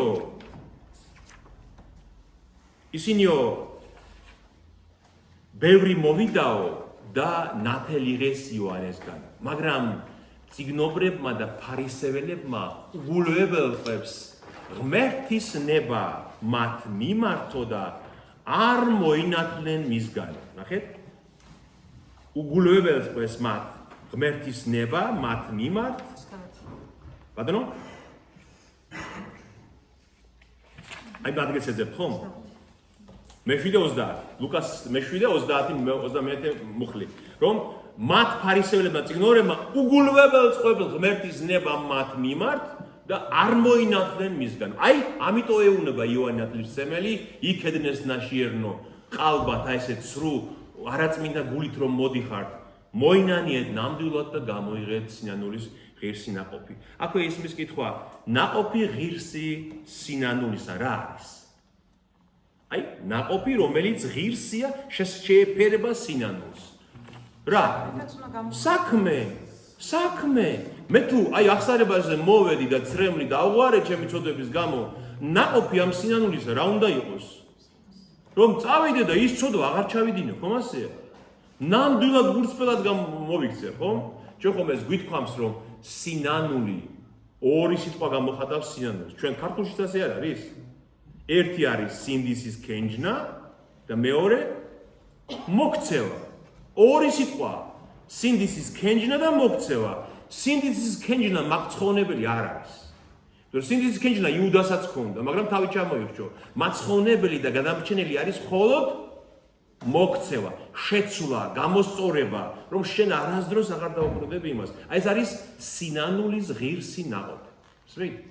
აი ძველ ბერძნულშიც ესე იყო სიტყვა მეტანოია ნიშნავს შეცვლას, მობრუნებას, აი რომ 180 გრადუსით რომ მობრუნდები, ღმერთისკენ ცოდვას რომ ზურს აქცევ და მეტამელომაი არის რომ აი ტირი ხარ ემოციური გრძნობის მიერი სინანული, რომელიც იუდას ჰქონდა, მაგრამ მაინც დაიღუპა იგი. და რატომ მეუნება გველის წიწილნო, როგორ გონიათ? შეურაცხყოფა უნდა მიაყენოს მათ. ხო, იმიტომ რომ გველი არის ეშმაკის სიმბოლო, ხო, ჩვენ ხო ვიცით რომ გველი როგორც მედიუმი, როგორც იარაღი ისე გამოიყენა ბოროტმა და გველის სახით მივიდა ადამთან და ევასთან. გამოცხადების წიგნშიც ბოლოს აპოკალიფსისში დასაბამიერი გველი სატანას ეწოდება. ხო, ანუ გველი არის ეშმაკის სიმბოლო და ესენი ზუსტად ეშმაკის გავლენის და მსახურების ქვეშ არიან. ნახეთ? მერე ბოლოს როგორ ხდება იოანეს სახარება ჩვენ ხო ეს განვიხილეთ რომ ესენი ეუნებიან ჩვენი мама აბრაამიაო, ხო ეუნებიან? როგორ გვეუნებიო რომ გაგათავისუფლებთო და ესე უნება უფალი ეუნება რომ აბრაამი კი არ არის თქვენი мама, ეშმაკია თქვენი мама. თქვენ რო აბრაამის შვილები იყოთ, მეც მიწამებდით, რადგან აბრაამმა მიხილა ჩემი მოსვლა და გაიხარა, მაგრამ თქვენ ეშმაკის შვილები ხართ. აი ამას ნიშნავს ეს გესმით? არა, არ უნდა გავიგოთ ეს რომ აი შეურაცხყოფის გამოეუნება, რომ თქვენ გველის წიწილებო, როგორ ჩვენ ხმარობ დღეს ამ სიტყვებს, ხო? ხომ ასეა? ან როცა გუშინ სახარებაში რო იყო რომ ძაღლს არ მიცემ ჩემ პურებსო, ქრისტე რეუნება. ეს ძაღლი განა იმაშისაც ჩვენ გაგებით შეძაღლო როცა ვეუნებთ, ხო? არ უნდა თქვათ რა თქმა უნდა ეს მაგრამ. არა, ძაღლი ნიშნავდა უცხოს, უცხო ტომელს, წარმართს, ხო, რაც რომელიც ისრაელს არ ეკუთვნოდა და აი სახარების სცენა უნდა ვიცოდეთ რას გულისხმობს რომ არ გვეგონოს აი ქრისტე როცა ამბობს რომ ვინც არ მოიძულებს დედას, მამას, ცოლს, შვილს, სიძულვილისკენ მოგვიწოდებს ქრისტე? არ. სიძულვილი შევიძულებ ბიბლიური ენაში ნიშნავს რომ არ ვიზრუნე მისთვის. არ ვიზრუნე. აი ღმერთი ამბობს რომ მეო იაკობი შევიყვარე და ესავი შევიძულეო. კი არ შეიძულა, ამით იმის თქმა უნდა ღმერთს რომ იაკობისთვის ვიზრუნე. რომ იაკობი კარგად ყოფილიყო, გამრავლებულიყო და ესავი რადგან ესავმა მიღალატა, ესავისთვის არ ვიზრუნე. და ჩვენ რო გვეუბნება მოიძულე ყველაფერი და ღმერთს გაყევი ნიშნავს რომ ნუ დაუთმო თავარ ზრუნვას იმას, არამედ თავარი ზრუნვა მიუძღვენი ღმერთს. ანუ სიძულვილისკენ მოწოდება არა. აი ბიბლიის ენა ცოტა სხვანაირი ენა, იმიტომ ის ებრაულად იყო, ებრაული აზროვნება ამაში და ჩვენ ეს უნდა გვესმოდეს. და შემდეგ ეუბნება, ნუ გონიათ შეგიძლიათ უთხრათ თქვენს თავს, მამად გვივისო აბრაამი, რადგანაც გეუბნებით თქვენ ღმერთს შეუძლია ამ ქვებისგანაც აღუდგინოს ძენი აბრაამს. ვინაიდან უკვე სული ხეების ფესვებთან დევს, ყოველი ხე, რომელიც არ გამოიღებს კეთილ ნაყოფს, მოიჭრება და ცეცხლს მიეცემა. და ქრისტე ეუბნება მათ რომ დაამთავრეთ ეს თქვენი ამპარტავნება, რომ იძახით ჩვენ აბრაამის შთაომავლები ვართ. დაამთავრეთ ეს, ნუ გონიათ რომ ეს რაიმეს მოგიმატებთ თქვენ, რადგან ღმერთს შეუძლია აი ამ ქვებისგანაც აღუდგინოს აბრაამს თავისი შვილები, ეუბნება მათ, მისი შვილები. და რატომ ეუბნება ამას? ემიდა ესე გაჩვენოთ ერთი ადგილი. ეს არის მიდრაშიდან, აი მე მაქვს ეს წიგნი მოტანილი აქ. მიდრაში არის რჯულის განმარტება, როგორ განმარტავდნენ ებრაელი რაბინები თვითონ რჯულს. რადგან ეს საინტერესოა ამის ცოდნა ჩვენთვის რატომ? რომ ჩვენ ვიცოდეთ რომ აი ეს ფარისეველები, ვისაც იოანე ამას ეუბნება, როგორ აზროვნებენ და რატომ აზროვნებენ ესე და რას გმობს იოანე მათში. რომ ეუბნება რომ და ნუ ქედმაღალობ და ამპარტავნებთ რომ ამ აბრაამის შვილები. აი როგორ რას ლაპარაკობდნენ ისინი თავის თავზე. აქ არის მოთხრობილი ერთი ამბავი რომ ერთხელო რაბი იოხანანმაო თავის შვილსო დაავალაო, წადიო და მოჯამაგირეები დაიქირავეო. საქმე ჰქონდათ რაღაც სახლში ასაშენებელი. წავიდაო ეს შვილიო და მოიყვანაო ებრაელები. საკუთარი ხალხი, ხო, ებრაელები დაიქირავა და მოიყვანაო და მამასო, ისე კმაყოფილებით უთხრაო რომ მამაო იციო მეო მაგათო შევპირდიო რომ საჭმელსაც ვაჭმევთო სახლშიო. გარდა გასამრჯელოსიო, საჭმელსაც ვაჭმევთო. მამუთხრაო და მე რა მაგითი რა სამაყოფო. სოლომონი რო იხდიდაო, ისეთი ნადიმიც რო გადაუხადო, მუშებსო, მაინც ვერ გადაიხდი მაგათვისო. იმიტომ რომ აბრაამის შვილები არიან ეგენიო. გესმით? რა საყვედრიო იმას რომ აბრაამის შვილებსო საკვებს მისცემო. ეგენიო, მაგათო ვერ გადაუხდი, იმიტომ რომ აბრაამის და ისააკის შვილები არიან, გესმით? აი ასე უყურებდნენ ისინი აბრაამის თავმოყრობას. კიდევ ერთი ადგილია რომ აბრაამს ერთხელ ღმერთი აღთქმას აძლევდა, ეს არის დაბადების წიგნში მე-15 თავში და აბრაამს უთხრა ღმერთმა რომ აღთქმა დავდოთო მოდიმე და შენო და მკვდარი ცხოველები, ცამსხვეყლო ცხოველები გაჭერი შუაზეო და დაალაგეო და მე გავივლი მათ შორის როგორც ცეცხლიო და დაგანახებო რომ მე აქ ვარ და მე ვიღებ პასუხისმგებლობას ამაზეო. და მოხდა ესეთი უმნიშვნელო შემთხვევა, ვითომ ჩვენ გვია რომ უმნიშვნელოა და ტაცებელი ცხოველები დააცხრენ ამ ფრინველები დააცხრენ ტაცებელი ფრინველები დააცხრნენ ამ ცხოველებს მიწაზე რაც იდო და აბრაამ აუქშიაო მათო და ცხოველებს ამ ფრინველებსო და ესაო იმიტომო რომ ღმერთმა დაგვანახაო რომ შემი აბრაამის შთაომავლებიო აი სულიერად სულმკვდრებიც რო იყვნენ აი ამ ცხოველების მსგავსადო აბრაამის მადლით გადარჩებიან ისინი. როგორც აბრაამმა ისინი დაიცვა ის მკვდარი ცხოველებიო. აი რომ მოხდეს ისეო რომ აბრაამის შთაომავლებიო აი ესე უსისხლოდ, უხორცოდ, უძარღვოდ, უძლებოდ ეწვინო მკვდრები იყვნენო სულიერათო აბრაამის მადლით გადარჩებიან. ასევეო ესე იგი ახაც წერია ესეც ამ მიდრაში წერია რომ ასევე აიო ვაზიო, ცოცხალი ვაზი რომელშიც წვენი მოძრაობსო ხომ მკვდარ სარს ეყრდნობაო, ხო? ის სარი ხო თავად მკვდარია და ეს ვაზი ცოცხალია. აი ასეო ისრაელი სული ცოცხლებს როგორც უფლის ვაზიო, იმიტომ რომ მისი მკვდარი წინაპრებიო, აბრაამზე არიან დაყრდნობილებიო, გესმით? აი ესეთი წარმოდგენა ქონდათ და იოანე ეუბნება რომ ეგ არაფერს დამსახურებას არ ნიშნავს თქვენთვის. აი ეს ქვები ხედავთ, აი ამ ქვებისგანაც შეუძლია ღმერთს აუდგინოს შთაომავლებიო. ნახეთ, აი ეს არის ძალიან საინტერესო ადგილი და მე მინდა გალატელთა მესამე თავი. გაჩვენოთ ეს, აი რას ნიშნავს ქვებისგანაც შეუძლია აბრაამს აუდგინოს შვილები. როგორ გონიათ? აი ეს მინდა ჩვენ განვიხილოთ დღეს, ეს ძალიან მნიშვნელოვანი. აუდგინა ღმერთმა ქვებისგან შვილები აბრაამს. რა თქმა უნდა აუდგინა. იმიტომ რომ აბრაჰამის სახელი რას ნიშნავს, ხო? აბრაჰამის სახელი. მრავალი ხალხის მამა.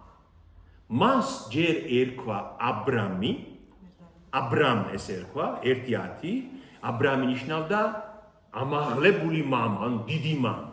შემდეგ ღმერთმა უთხრა რომ აბრამი კი აღარ გექმევა, აბრაჰამ, ეს ნიშნავს მრავალი ხალხის მამა. ჯერ კიდევ ძველ აღთქმაში ითქვა რომ მრავალი ხალხის მამად გაქცევ მე შენ. აბრაამი არის ჩვენი მამა, როგორ გონიათ? რა გაგებით არის აბრაამი ჩვენი მამა? როგორ? რწმენის გამო. ნახეთ, აბრაამის თავარი დამსახურება რა იყო? რწმენა. ჩვენ ხომ ეს გვითქვამს რომ აბრაამის დროს აბრაამი იყო დასაწყისი ისრაელის. არც ტაძარი იყო, არც ჯული, თორა არ იყო დაწერილი ხომ ჯერ? არც სხვერტშეწირო არაფერი არ იყო აბრაამ. ერთადერთი დამსახურება აბრაამის რა იყო? ღმერთმა როგორც კი მოუწოდა აბრაამს, მიატოვა თავისი ცხოვრება იმ ურში, კარგად ცხოვრობდა. ის დალხინებული ცხოვრება მიატოვა და საწავიდა აღქმული ქვეყნისკენ. აი, ამიტომ ღმერთს რო დაუჯერა აბრაამაო, სიმართლედ შეერაცხა მას. გამართლდა აბრაამი, გამართლდა, მართალი გახდა აბრაამი ღვთის წინაშე. და აბრაამს სამ ადგილას ეწოდება ბიბლიაში ღმერთის საყვარელი მეგობარი. აი, ღმერთის მეგობარი შეიძლება ადამიანს უწოდოთ? ახალ აღთქმაში უკვე შეიძლება. ქრისტე გვეუბნება რომ მეგობრები ხართ ჩემ, მაგრამ ძველ აღთქმაში ხომ ეს შეუძლებელი იყო. მაგრამ ძველ აღთქმაში უკვე აბრაამზე წერია რომ ის იყო ღმერთის მეგობარი. ეს არის მაგალითად სოდომ გომორის დროს, როცა ამბობს ღმერთი, როგორ დაუმალო, ჩემს მორჩილ აბრაამს, რის გაკეთებას ვაკეთებ, თავის გეგმებს არ უმალავს, ვერ უმალავს, იმიტომ რომ მისი მეგობარია. ასევე მეორე ნეშთა წიგნში წერია, რომ განაშენ არ განდევნე ამ ქვეყნის მცხოვრებნი და მიეცი სამარადისოდ შენი მეგობრის აბრაამის მოდგმასო. ანუ მეგობარი მოყვასი და საყვარელი ეს ერთ და იგივე სიტყვაა ებრაულში და ანუ მეგობარია, მისი მოყვასია, ღმერთის მოყვასია აბრაამი. ასევე ნახეთ იაკობ, უკვე ახალ აღთქმაშიც ასევეა, იაკობთან წერია რომ აღსრულდა წერილი, რომელიც ამბობს ერწმუნა აბრაამი ღმერთს, რაც სიმართლედ შეერაცხა მას და ღმერთის მეგობრად იწოდა იგიო. და ნახეთ გალატელთა მესამე თავი, აი ძალიან კარგად ვთქვათ ამას მოусმინეთ. იმიტომ რომ ჩვენ რო ვიცოდეთ, აი ხო ხშირად ვთქვამს ხოლმე რომ ქართველებთან ვიღაცამ შეიძლება გითხრას, ეს ხო ებრაელების რწმენაა, ხო? თქვენ ქართველებო რა გინდათ ამ რწმენასთან? ხო შეიძლება ვიღაცამ გითხრას, ხო? აი რატომ გწამთ, ეს ხო ებრაელებისაა?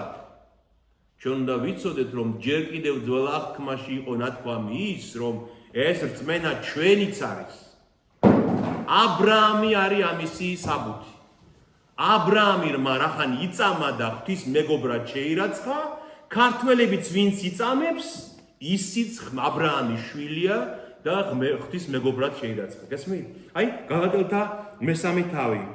პავლე ამბობს, მეშვიდე მუხლი, მაშინ იცოდეთ, რომ ისინი, ვინც რწმენისგან არიან, აბრაამის ძენი არიან. მიუხედავად იმისა, რომ ჩვენ რჯული, მოსეს რჯული არ გქონდა ქრისტემდე, ხო ქრისტემდე რაც იყო, რწმენისგან ვინც ვართ, აბრაამის ძენი ვართ. და წერილმა, რომელიც წინასწარ ხედავდა, რომ ღმერთი რწმენით გაამართლებდა წარმართ, წინასწარ ახარა აბრაამს, შენში კურთხებაო ყველა ხალხი. აი, რწმენის გამო აბრაამში კურთხება ყველა ხალხი, რადგან ქრისტე მისგან მოვა. და ქრისტეს ვინც იწამებს, აბრაამის შთაომავალია, ხო? აი წარმოიდგინეთ, ნახეთ, აბრაამმა იწამა ქრისტეს მოსვლა და წავიდა ისრაელის მიწისკენ, ხო? ქრისტეს მოსვლის შემდეგ ჩვენ ვიწამეთ ქრისტე და აბრაამის რწმენაში შევედით. ჩვენც და ამიტომ ჩვენც ვართ აბრაამის ძენი და ასული. აი, რაც ესაც ეუბნება იოანე, რომ ქვებისგანაც შეუძლია ღმერთს გაუცოცხლოს აბრაამის შვილებიო, ჩვენა ვართ ის ქვები. რომ ამ გაგებით ჩვენ მკვდრები ვიყავით, ურწმუნო ხალხი ვიყავით, ხო, ქრისტემდე, ხო? არ გქონდა ჭეშმარიტი სარწმუნოება და ქვასავით მკვდრები ვიყავით და აღვადგინა ღმერთმა და ჩვენ გავხდით აბრაამის შვილები, ის რაც იოანემ თქვა, აღსრულდა. შემდეგ აი იოანე ამბობს, რომ თუ არ ასე თუ არ მოიქცევით, მოიჭრება ყველა ხე და ცეცხლს მიეცემა, აი ცეცხლი, რომელიც ჩვენ მალაქია წინასწარმეტყველთან ნახეთ, რომ როგორც ამბობს, რომ მოდის მესია, მოდის ღმერთი და ვინ გაუძლებს მისი მოსვლის გამოცხადებას, ეს არის გამომდნობელი ცეცხლივით და ასევე თონესავით ავარვარებულია ის ღმერთის რისხვა, რომელიც მას მოაქვს. იმიტომ რომ ჩვენ ახალ აღთქმაში ხომ ქრისტეს რისხვას ნაკლებად ხედავთ, ხო? ან არ გვინდა დავინახოთ ხოლმე, ხო? მაგრამ ძალიან ბევრად ილას ლაპარაკობს ქრისტე სასჯელზე, ჯოჯოხეთზე, ცეცხლზე, გენაზე. გესმით? ახალი აღთქმა არ არის ეს რაღაცა მხოლოდ ტკბილი სიყვარულის სარწმუნოება. ეს უნდა ადამიანმა დაინახონ, მაგრამ ახალ აღთქმაში ძალიან ბევრ ადგილას ამბობს ქრისტე გენას, უშრეტი ცეცხლი, ჯოჯოხეთი, იმიტომ რომ ის მისი მოსვლა არის ავარვალებული თონე, რომელიც უმზადებს დაწვას ყველას, ვინც არ გამოიღებს ნაყოფს, რწმენის ნაყოფს. გესმით? არ უნდა აგვერიოს ეს ყველაფერი. ძველ აღთქმაშიც არის სასჯელი და სიყვარულის ბევრია ძველ აღთქმაში, ხო? მაგალითად ისრაელს ეუბნება ღმერთი, რომ მარადიული სიყვარულით შეგიყვარე, ამიტომაც მადლი შეგინახეო. ხო, ამბობს ღმერთი, მაგრამ სასჯელზეცაა ლაპარაკი. ამიტომ არ არსებობს ღმერთის რწმენა არც სიყვარულის და არც სასჯელის მოლოდინის გამო მათთვის, ვინც მას უარყოფს. შემდეგ მე-11 მუხლია, ეს ძალიან მნიშვნელოვანი მუხლია, რომელიც სწორად უნდა გავიგოთ ჩვენ. მე წყლით გნათლავთ, რომ მოინანიოთ, ხოლო ჩემ შემდეგ მომავალი ჩემზე უძლიერესია, ვისი ხამლის ტარებისაც არა ვარ ღირსი, ის მოგნახავთ თქვენ სული წმინდით და ცეცხლით.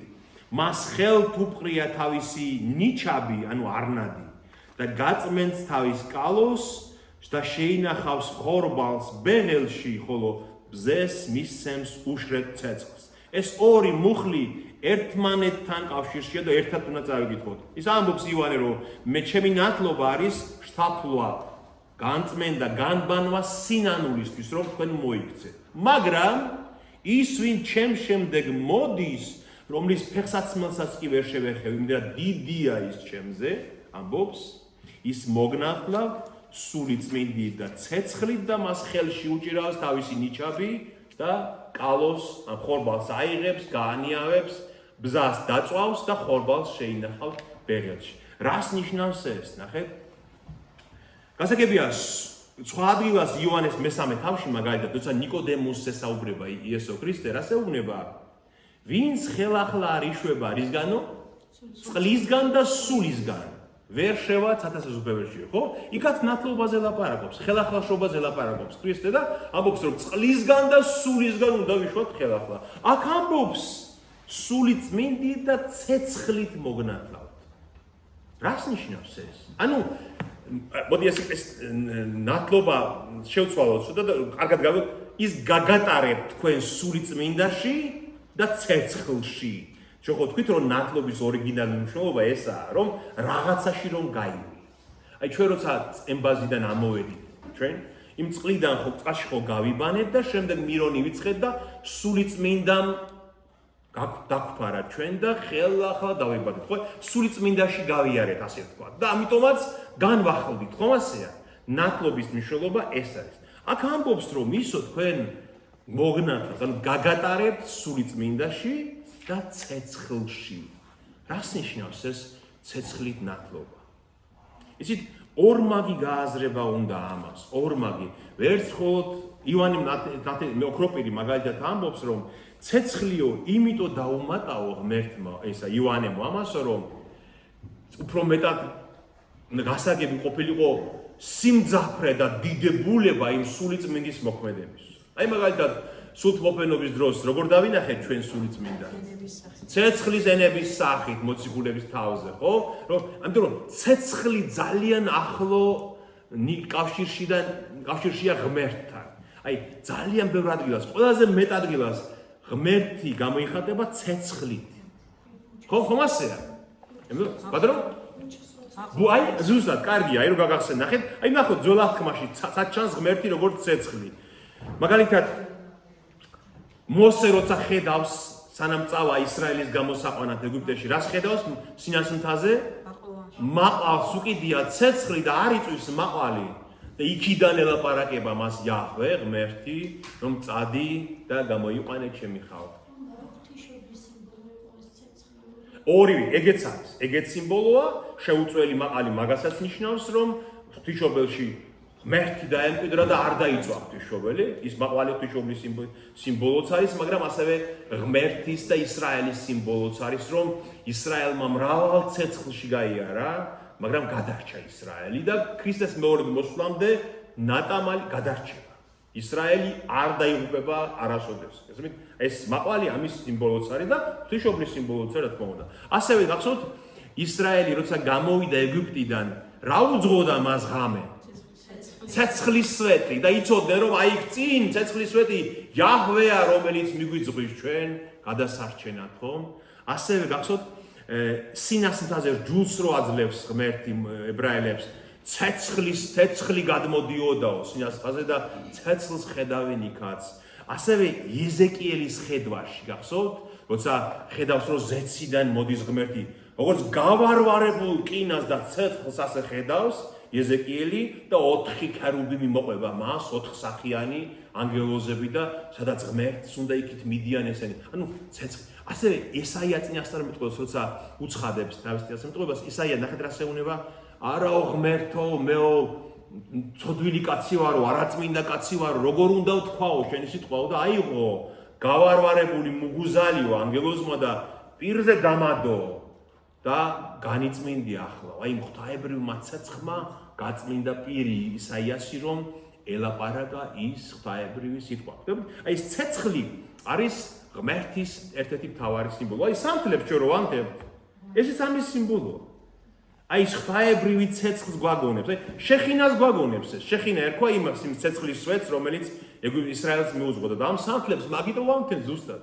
ზოგი როგორ აკრიტიკებს ხოლმე, ეს ის ღვთაებრივი ცეცხლის გამოხატულებაა, ეს ცეცხლი, რომელიც ჩვენშიც უნდა აინთოს და შემოვიდეს. მაგრამ, ნახეთ, პავლე მოციქული გვეუბნება ესე და ჯულიდან იმოწმებს. ჯულის მეოთხე თავში იყო, მეორე ჯულის მეოთხე თავში და ებრაელთა მე-12 თავშია ეს. პავლე მოციქული ამბობს: დამწველი ცეცხლია ჩვენი ღმერთი. შემწველი ცეცხლია ჩვენი ღმერთი. ვისთვის არის დამწველი ცეცხლი ღმერთი? ცოდვილთათვის. ცოდვილთათვის. გესმით? როგორც მოსიყვარულე მამა და მზრუნველი მამა და ეს პარადიული სიყვარულის მომცემია ღმერთი, ასევე შემწველი ცეცხლია უღმერთოთათვის და ცოდვილთათვის და მისი მტრებისთვის, ხო? აღზდეგინ ღმერთი და განიბრნენ ყოველი მტერნი მისი. დადნენ როგორც ცვილნი, ისე დადნენ ღმერთის წინაშე. ვითარცა ცვილი და დადნის წინაშე ცეცხლსა, ეგრეთ წარწყობდნენ ეშმაკნი პირისაგან მათისაო. ანუ ღმერთი თან შემწველი ცეცხლია, ეს უნდა გვახსოვდეს ჩვენ და ასევე ეს ცეცხლი არის ბიბლიაში სასჯელის სიმბოლო, ხო? აი გენა რა არის? გენას ას უწოდებს ღმერთი? ცეცხლის ტბა. როცა ქრისტე მოვა მეორედ, აი ის ღმერთი, აი ესაია წინასწარმეტყველის წიგნში არის 66 თავი მთლიანად, ხო? და ისაია ამთავრებს თავის წიგნსაც ქრისტეს მეორედ მოსვლის უწყება. და 66 თავში აი რას ამბობს ისაია, შეხედეთ? აი ის ისაია, ვისაც ცეცხლი დაადეს პირზე და განწმინდეს, ხო? რომ ეკადაგა ღვთის სიტყვა. რადგანაც აჰა, ცეცხლში მოდის უფალი და ქარიშხალივითაა მისი ეტლი, რომ გიზგიზში მოაქციოს თავისი რისხვა და ცეცხლის ალში თავისი ბრაზი. აი ეს რისხვა და ბრაზი, როდესაც მოდის მეორედ ქვეყნის განსასჯელად, ცეცხლის ალია და გიზგიზია, რომ ამაში უნდა მოაქციოს ის სასჯელი, ვისთვისაც სასჯელი ეკუთვნის. რადგან ცეცხლით განსჯის უფალი და თავისი მახვილით ყოველ ხორციელს და ბევრნი იქნებიან უფლისაგან დახოცილები. გესმით? ბევრი იქნება დახოცილი ღმერთისგან. ასე არ არის, რომ ღმერთი ცაში ზის და თუ გინდათ მოდი, თუ გინდათ ნუ მოხვალთ. ეგრე არ არის. მეორედ მოსვლისას ეს სამყარო ღმერთისა ცეცხლით დასჯის და განსჯის და მრავალი იქნება მის მიერ იმ დროს დახოცილი. ანუ მარადიული სიკვდილით ცეცხლის ტბაში. და აპოკალიფსისში ნახეთ გამოცხადების იოანეს გამოცხადების მე-20 თავში რა წერია. როცა ქრისტე მოვიდა, სულ დასრულდა ყველაფერი, სანამ სატანაც საბოლოოდ დამარცხდა და ჩავარდა ცეცხლის ტბაში, სანამ ახალი ცა და ახალი მიწა იქნება და ახალი იერუსალიმი იქნება, უფა გადაიშალა ღმერთის წინაშე სიცოცხლის წიგნი და ვინც არ იყო ჩაწერილი ამ სიცოცხლის წიგნში, ვისი სახელიც ყველა ჩავარდა ცეცხლის ტბაში. სასჯელი. ეს ცეცხლის ტბა არის ის დამწველი ცეცხლი, რომელიც გამოხატავს სასჯელს ღმერთისგან. სიკვდილი და ჯოჯოხეთი კი დაინთქნენ ცეცხლის ტბაში და სწორედ ცეცხლის ტბა მეორე სიკვდილი. ცეცხლის ტბაშივე ჩავარდა ყველა, ვინც არ იყო ჩაწერილი სიცოცხლის წიგნში. აი ესე მთავრდება იოანეს გამოცხადება მანამდე, სანამ უკვე ახალ ცალს და ახალ მიწას გვეუბნება. გესმით და ამიტომ აი ეს ორი მუხლი ერთად უნდა წავიკითხოთ მეთქი, რატო თქვი მე? იმიტომ რომ ამას როცა ამბობს რომ სულიწმინდე და ცეცხლით მოგნათლავთო, იოანე პირდაპირ აგრძელებს რომ ნიჩაბი უჭირავს ხელშიო და განწმენსო. ეს რისი სიმბოლოა? ის ხორბალი, რომელსაც კევრს რო შემოულიან და დაწეხვილია ხორბალი, ხო? მერე როგორ წმინდავენ იმ ხორბალს?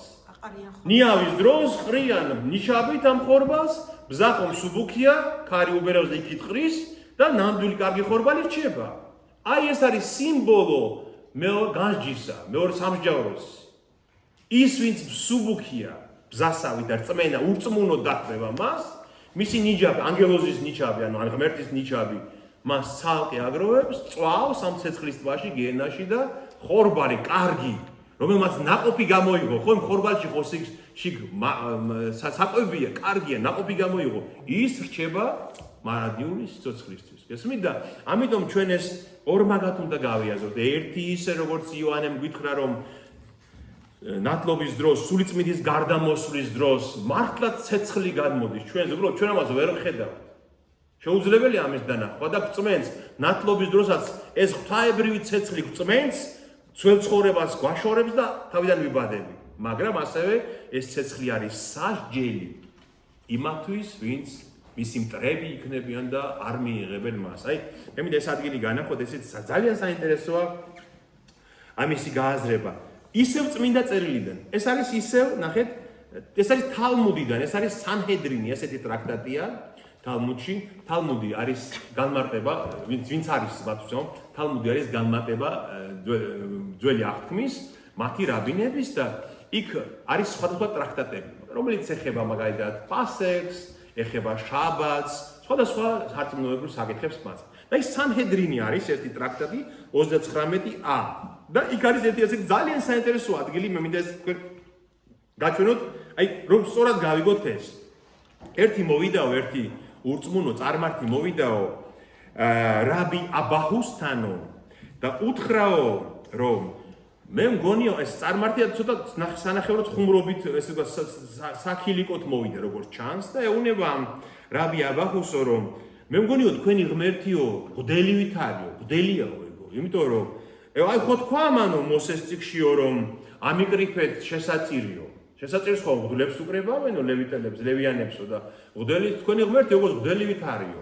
მაგრამ მე მაინტერესებს ესეთი რაღაცაო, ეს წარმართი ეუნებაო რაბისო, რომ აიო როცა მანო მოსე დამარხაო, როცა მოსე აღესრულა, ეს არის თორაში, ხო? ეს არის მეორე რჯულის ბოლო თავია, როცა მოსე ღმერთს ელაპარაკება, ესე მთავრდება ღმერთს ელაპარაკება მოსე და შემდეგ წერია, რომ მოკვდა მოსე და დამარხესო. იქ არავინ არ არის იმ დროს, მარტოა მოსე მთაზე. გესმით და ამიტომ ისრაელში იყო რწმენა, რომ მოსე ღმერთმა დამარხა, თავად ღმერთმა დამარხა, იმიტომ რომ მისი საფლავი არავინ არ იცის სად არის, არც მაშინ იცოდნენ და არავინ არასდროს არ იცოდა მისი საფლავი. და ამიტომო, აი ღმერთმა ხო დამარხაო მოსეო და მკვდარს რო შეეხო ღმერთიო, სად განიბანაო თვითონ ღმერთი? იმიტომ რომ მკვდარს რო შეეხები რჯულის მიხედვით, უნდა განბანვა შეასრულო, ხო? ანუ ესე ვთქვათ, დასცინის ცოტა როგორც ჩანს, ხო? იმიტომ რომ ღმერთი როგორ უნდა განიბანოს. რა პასუხს და საინტერესო პასუხს აძლევს ეს რაბი აბაჰუ, ძალიან საინტერესოა. რომ ესეუნება, რომ ღმერთიო ცეცხლში განიბანო. და რანაირადო ეგეც ნებადართულია, რომ ცეცხლში განვიბანო, თუ?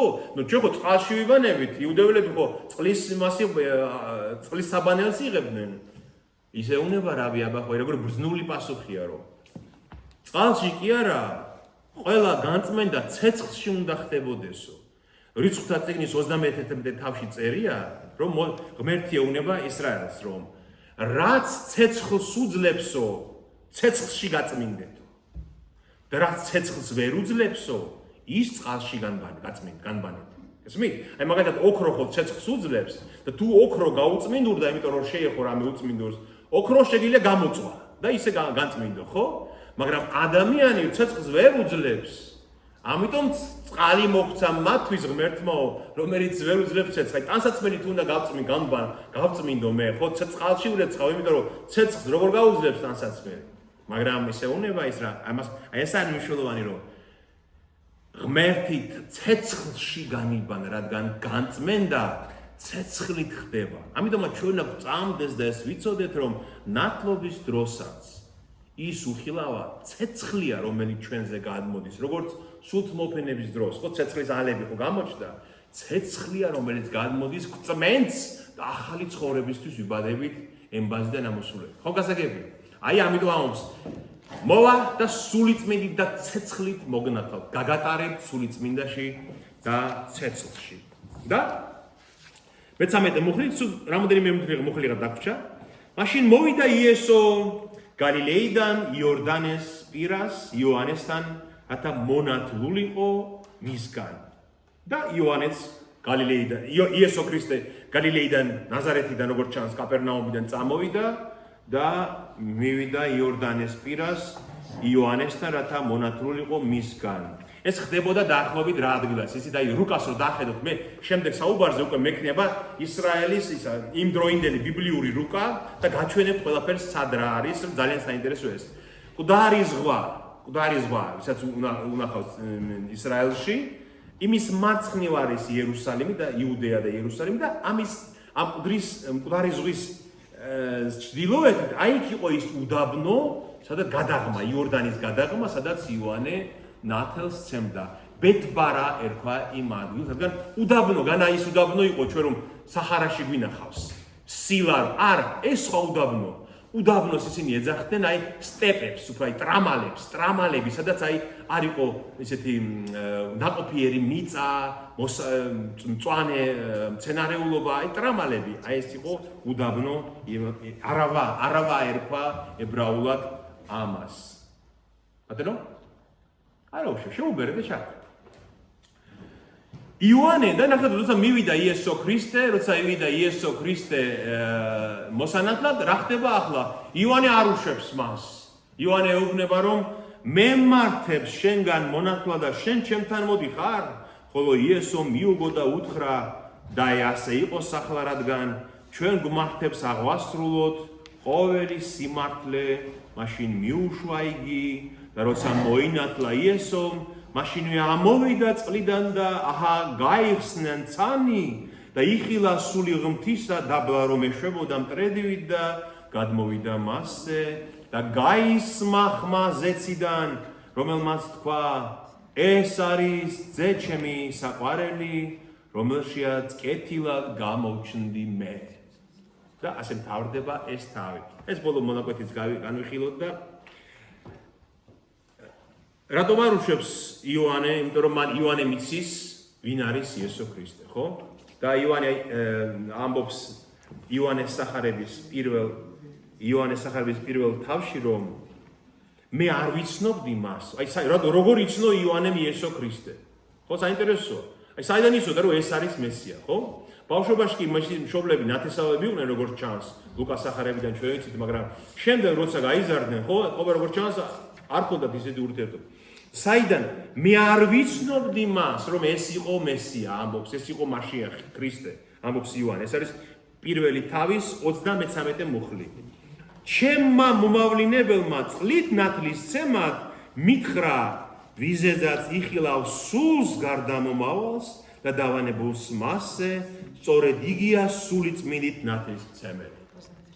ანუ ღმერთმა იოანეს დაავალა რომ ნათელი ეცი შენ წყლით მოსაქცევად და ვიზეც იხილავ ამ სულს და დავანებულ სიცოდე რომ ის არის სული წმინდით ვინც ნათელს ცემს ხალხს. და უთხრა იესომ რომ არა, აცადე ახლა ქრისტე ეუნება, აცადე უნდა აღვასრულოთ ყოველი სიმართლე. რომელი სიმართლის აღწევლებაზეა ლაპარაკი, როგორ გონია და რა არის აღვასრულოთ ყველა ჭეშმარიტება ის რომელიც დაიწერა. რომელ სიმართლეზეა ლაპარაკი? ღმერთის განკაცების სიმართლეზეა ლაპარაკი, გესმით? აი ის ერთადერთი და უცვალებელი ჭეშმარიტება რომ ღმერთი კაცი უნდა ქმნილიყო რომ გამოესყიდა ცოდვები ამ სიმართლის აღსრულებაზეა. და ის კაცი ვინც ის ღმერთი რომელიც ჩვენთან მოვიდა ხომ განკაცდა. ის ხომ სრული კაციც იყო და სრული ღმერთი. ეს დოგმატური საკითხია, ეს უნდა გვახსოვდეს რომ კარგად გაგვეცახარება. იესო ქრისტეში იყო ერთი ღვთაებრივი პიროვნება, ხო? მაგრამ ორი ბუნება, ღვთაებრივი ბუნება და კაცობრივი ბუნება. ერთი პიროვნება, აი რა განსხვავება პიროვნებასა და ბუნებას შორის? ძალიან მარტივად შეგვიძლია დავხსნა ჩვენ ეს. ბუნება ჩვენ და მე და თქვენ ერთი გვაქვს ყველას, ხომ ასეა? ერთი ბუნება გვაქვს. ადამიანები ვართ, ძვალი, ხორცი, მყესი, სისხლი, ვიბადებით, ვიზრდებით, ვიკვევებით, ვსწავლობთ და გარდავიცვალთ. ხომ ესეა? ეს არის ჩვენი ერთი და იგივე ბუნებაა. ჩვენ ხომ არა ვართ რაღაც ხე ხო არა ვართ ჩვენ მაგალითად, ხო? მაგრამ ჩვენ რა გაგვასხვავებს ერთმანეთისგან? პიროვნება. ერთადერთი და ღვთაებრივი, რაც ჩვენში არის, ამ გაგებით ღვთაებრივი, მაგრამ განუმეორებელი არის პიროვნება. გესმით? აი ხშირად მოგიყვანია ეს მაგალითად კიდევ ერთხელ გავიმეორებ. თქვენ რომ გეყოლოთ მაგალითად შვილი, რომელიც კოპიოა თქვენი მამის. ხო შეიძლება მოხდეს ესე, აი ბაბუის კოპიოა შვილი, ხო? აი ბუნებითაც იგივეა და შესახედაოდაც კოპიოა, ხო? ხო, მაგრამ რა არის მათ შორის განსხვავება? პიროვნება. აი ეს არის ძალიან მნიშვნელოვანი ამ სწავლების გასაგებად. გასმით და ქრისტეში პიროვნება რა იყო? ის რაც მან მშობლებისგან მიიღო, თუ რა? ღმერთი. აი ღმერთის ღვთაებრივი პიროვნება იყო მასში, მაგრამ ბუნება ქონდა მას ღვთაებრივიც და კაცობრივიც. ხო გასაგებია? და ეს ორი ბუნება არც ერთს გაუქმებია მეორე და არც მეორეს პირველი, გესმით? ეს ბუნება ერთმანეთში არ შერეულა. ღვთაებრივი ბუნებას არ დაუწვია კაცობრივი ბუნება. ხო ზოგი ამბობდა რომ აი გააუქმა. არა. ეს ორივე ბუნება შენარჩუნდა შეურევნელად, გაუყოფელად ერთ პიროვნებაში. ისე რომ მაგალითად ჯვარს რომ ეცვა ქრისტე, რომელი ბუნებით ეცვა ჯვარს? ადამიანის ბუნებით, მაგრამ პიროვნულად ვინ ეცვა ჯვარს? ღმერთი პიროვნულად ეცვა ჯვარს, მაგრამ ბუნება რომელიც იტანჯა იყო კაცის ბუნება, იმიტომ რომ ღმერთის ბუნება როგორ უნდა ტანჯო? ხომ ასეა? როცა 12 წლის სინაგოგის მთავრის 12 წლის გოგონას აღადგენს და ეუნება ტალიტა კუმი, გოგონა აღზრდე, იქ ვინ ლაპარაკობს? პიროვნება, ღვთაებრივი პიროვნება ლაპარაკობს და ღვთაებრივი ბუნება იქმს ამას. კაცობრივი ბუნებას როგორ შეუძლია მკვდარი აღადგინოს? პიროვნება ისევ ლაპარაკობს ღმერთი, მაგრამ ბუნება ღვთაებრივი აძლევს მას სიცოცხლეს. ხო გასაგებია? აი ეს ძალიან კარგად უნდა გვესმოდეს, იმიტომ რომ აი ეს თუ ვიცით, სახარებას რო კითხულობ, ორივეს ვხედავთ ამაში. სახარებაში ორივეს ვხედავთ და გასაგებია მაშინ. ესმით? აი პიროვნება ღვთაებრივი რას მოქმედებს. აი ეს სიმართლე უნდა აღესრულებინა მას, რომ განკაცებული იყო იგი. დღეს მაშინაც გქონდა ჩვენ ხო 60 გულოშიც რომ ისეთი მღვდელმთავარი როდი გყავს რომ არ ესმოდეს ჩვენიო. ისეთი მღვდელმთავარი გყავს ზეცაში რომ ჩვენი ესმის, რადგან თავადაც გამოცდილია ყველაფერში გარდა ცოდვისა. აი ეს არ დაგავიწყდეთ კიდევ. დოგმატია ესეც ქრისტეში, სახარებიდან მომავალი დოგმატია. ქრისტეში არ იყო ცოდვა. ყველაფერი, აი უყვედრელი ვნებულებანი ქვია ამას. უყვედრელი ვნებულებანი რა არის, რომ შიოდა, იღლებოდა, ტყიოდა, სისხლი მოსდიოდა, ხო? ჭრილობა შეიძლება თქვა მათაც გაიზიანებოდა ჭრილობა, იმიტომ რომ ადამიანის ბუნება ჰქონდა, ხო? მაგრამ ამას ქვია უყვედრელი ვნებულებანს ეძახიან თეოლოგიაში. ამას ვერ გაექცევი, მაგრამ ცოდვა არ ჩაუდენია მას. ის იყო აბსოლუტურად უცოდველი. და ასევე, ნახეთ, იოანე მოციქულის პირველი ეპისტოლეს მესამე თავში წერია, როგორც დოგმატი ესეც. და ვიცით, რომ იმიტომ გამოჩნდა იგი, რათა ეტვირთა ჩვენი ცოდვები და რომ ცოდვა არ არის მასში. ჩვენი ცოდვები იტვირთა, მაგრამ მასში არ არის ცოდვა. ამას გვიდასტურებენ მისი მტრებიც, გესმით? აი მტრებიც გვიდასტურებენ. ახსოვთ, მოცამას სიგნორები და ფარისევლები ეკამათებიან რომ დაუპონ, რამე მახეს რო უგებენ. და რა შეუნება ქრისტე? რომელიმე თქვენგანმა მამხილოს ერთ ცოდვაში. და ვერაფერს ვერ ეუბნებიან. აი ერთ ცოდვაში მამხილოს რომელიმე თქვენგანმა როდის დავარღვია რჯული. ვერაფერს ვერ ეუბნებიან. მოდიან რომ მახე დაუგონ, აი გახსოვთ მეძავი ქალი რომ მოუყვანეს, მრუშობაზე წასწრებული ქალი რომ მოუყვანეს, მეძავი არ იყო შეიძლება ეს მრუშობაზე წასწრებული და უნებიან ჩავქოლოთ, თუ არ ჩავქოლოთ. უნდა რომ რჯული, მოსეს რჯული დაარღვევინონ. გახსოვთ, როცა ეუნებიან რომ კეისარს ხარკი უნდა შევწიროთ, თუ არ შევწიროთ. ეს ყველაფერი მახეებია, რომ რჯული დაარღვიოს მან. მაგრამ თავის ღვთაებრივი სიბრძნით არასდროს არ არღვევს ის რჯულს, ისე რომ გაუგნებულებენ, მე თავსანებებენ, იმიტომ რომ ვიციან რომ მახეს ვერ დაუგებენ.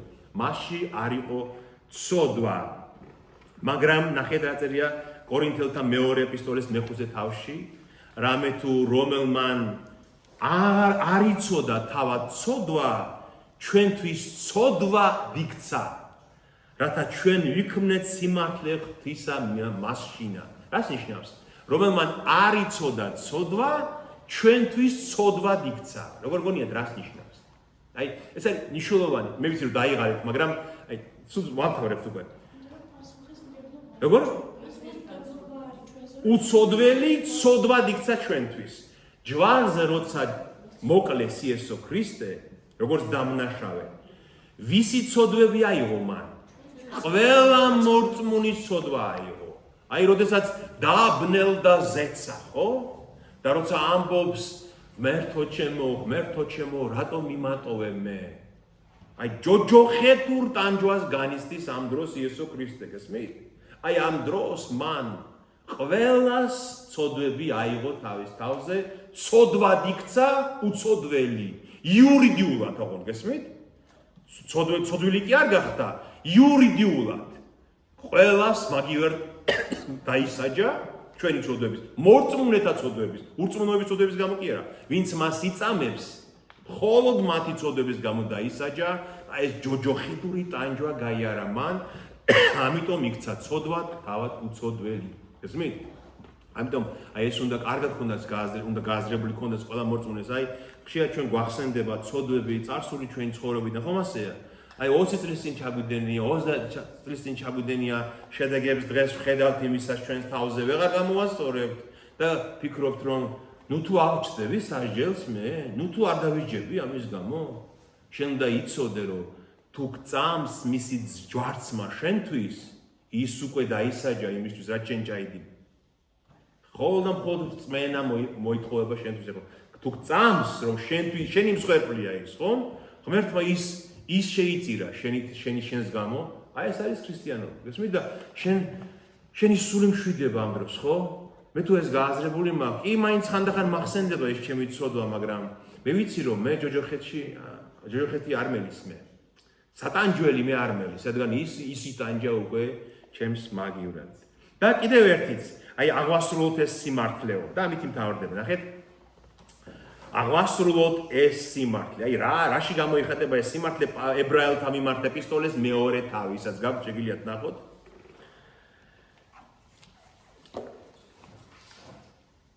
ჩვენ ხომ წინა საუბრებში ნახეთ რომ იესაია წინასწარმეტყველი 7 საუკუნით ადრე რას ამბობს. რადგან ბავშვი შეგვეძინა ჩვენ, ანუ ღრმა მოგვეცა ჩვენ, მე ხა ახალ ქართულად ვთქვი ბავშვი. მაგრამ ღრმა მოგვეცა ჩვენ, ძე შეგვეძინა. ძე, ანუ ღრმა ბავშვი, რომელიც იყო ბამრობით. და შემდეგ ამბობს რომ 4 სახელი ქვია მას. საპირველი მრჩეველი, ღმერთი ძლიერი, მარადისობის მამა და მშვიდობის მთავარი, ხო? ბავშვს ქვია ღმერთი ძლიერი, მარადისობის მამა, ხო? და აი ეს ბავშვი, ნახეთ, ეს რომელიც შემდეგ აღიზარდა და 30 წლის დაახლოებით 30 წლის გამოჩნდა. შემდეგ ებრაელთა მიმართ პავლე ეპისტოლეში მეორე თავის მე-11 მუხლიდან წერს პავლე. იცოდეთ რომ ვინაიდან გამწმენდიც და განწმენდილნიც ერთისგან არიან ყველანი, ამიტომაც არ ცხენია ძმები უწოდოს მას. ნახეთ, გამწმენდი, ანუ ის ვინ წმენს და განწმენდილებიც ერთისგან არიან. ის ერთი რას ნიშნავს? ერთისგან. ესგან? ერთი ბუნებისგან არიან. გესმით? გამწმენდიც და განწმენდილებიც ერთი ბუნებისგან არიან, კაცობრივი ბუნებისგან არიან და ამიტომაც არ ცხენია რომ ძმები უწოდოს მათ.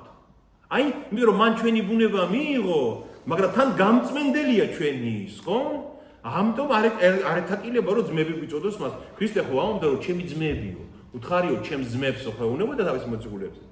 და ამბობს, ვაუწყებ შენ სახელს ჩემს ძმებს და შუა საკრებულოში გიგალობ შენ 21 ფსალმონში ან ჩვენ თარგმანში არის ეკლესიასა შინა გიგალობდე შენო. ანუ ჩემს ძმებს გავაგებინე შენი სახელი მამაო, მამა ღმერთს ეუბნება. ან კიდევ მე ვიქნები მისი მოსავი, აჰა, ანდა მე და ყრმანი, ანუ მე და შვილები, რომელიც მომცა მე მამამ, ღმერთმა. ეს ესაია წინასწარმეტყველისაა, რომ შვილები, ანუ ადამიანები მომცა მე მამამ. და ნახეთ, მე-14 მუხლი. და რა კი შვილები სისხლის და ხორცის მოზიარენი არიან, თავადაც ეზიარა მათ, რათა სიკვდილით განექარებინა ის, ვისაც აქვს ხელმწიფება სიკვდილისა, ანუ ეშმაკი და დაეხსნა ისინი, ვისაც სიკვდილის შიშით მთელი სიცოცხლის მანძილზე მონობის უღელი ედგა. ნახეთ, რადგან ადამიანთა შვილები, აი მე-14 მოხლი, ადამიანთა შვილები მშობლებისგან რისი მოზიარენი არიან? სისხლის და ხორცის. ჩვენი მშობლებისგან ჩვენ მივიღეთ სისხლი და ხორცი და სისხლს და ხორცს მოყვება ჩვენი სამშვენიერიც, ხო? მთელი ეს ადამიანური თვისებები, უნარები, ეს ხო ჩვენ სისხლსა და ხორცშია, ხო? და ამიტომაცო თავადაც ეზიარა ამ სისხლსა და ხორცსო ძეღმერთ, რათა სიკვდილით, თავისი საკუთარი სიკვდილით მოესწრო, ანუ განექარებინა ის, ვისაც აქვს ხელმწიფება სიკვდილის, ანუ ეშმაკი. სიკვდილზე ხელმწიფება აქვს ეშმაკს და აი თავადაც რადგან ღმერთი, განკაცებული ღმერთი მოკვდა, ამით მან დაამარცხა ეშმაკი. იმიტომ რომ სიკვდილზე თუ აქვს ხელმწიფება ეშმაკს, ყველა მკვდარნი მისი ხელმწიფების ქვეშ რჩებოდნენ, ხომ ასე იყო? ვერავინ სამოთხეში ვერ შედიოდა. სიკვდილის მეუფის, ანუ ეშმაკის მფლობელობაში რჩებოდნენ ისინი ჯოჯოხეთში, ხო?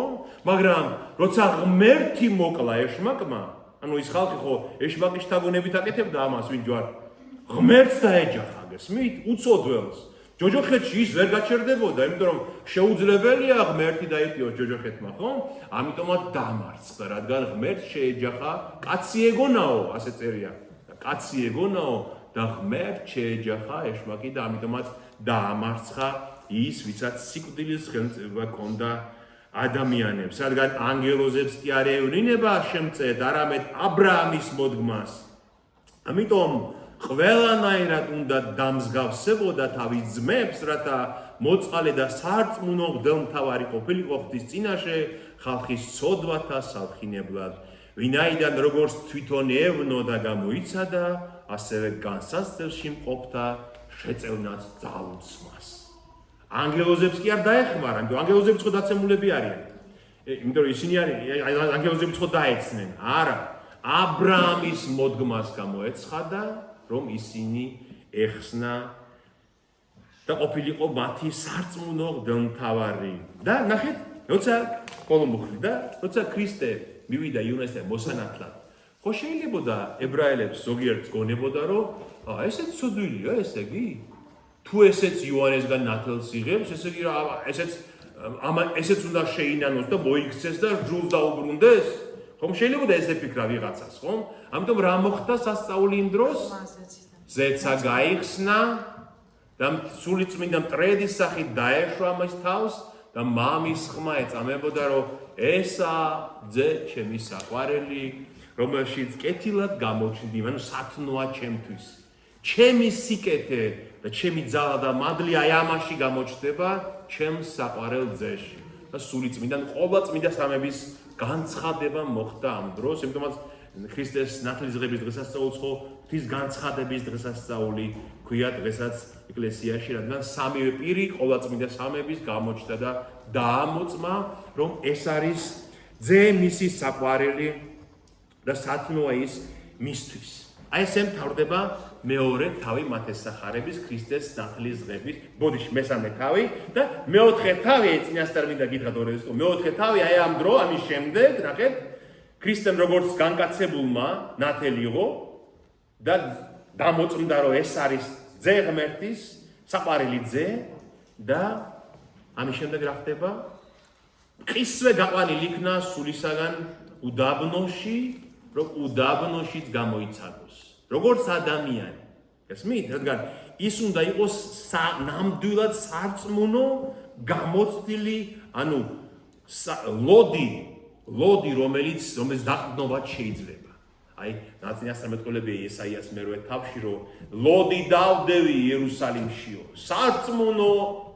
სარწმუნო ლოდი, რომელზეც ვინც დაეყრდნობა, არ დაიღუპება. და აი ეს რომ სარწმუნო და სანდო სარწმუნო ქვა არის, კუთხის ხვაც ხო ქვია მას.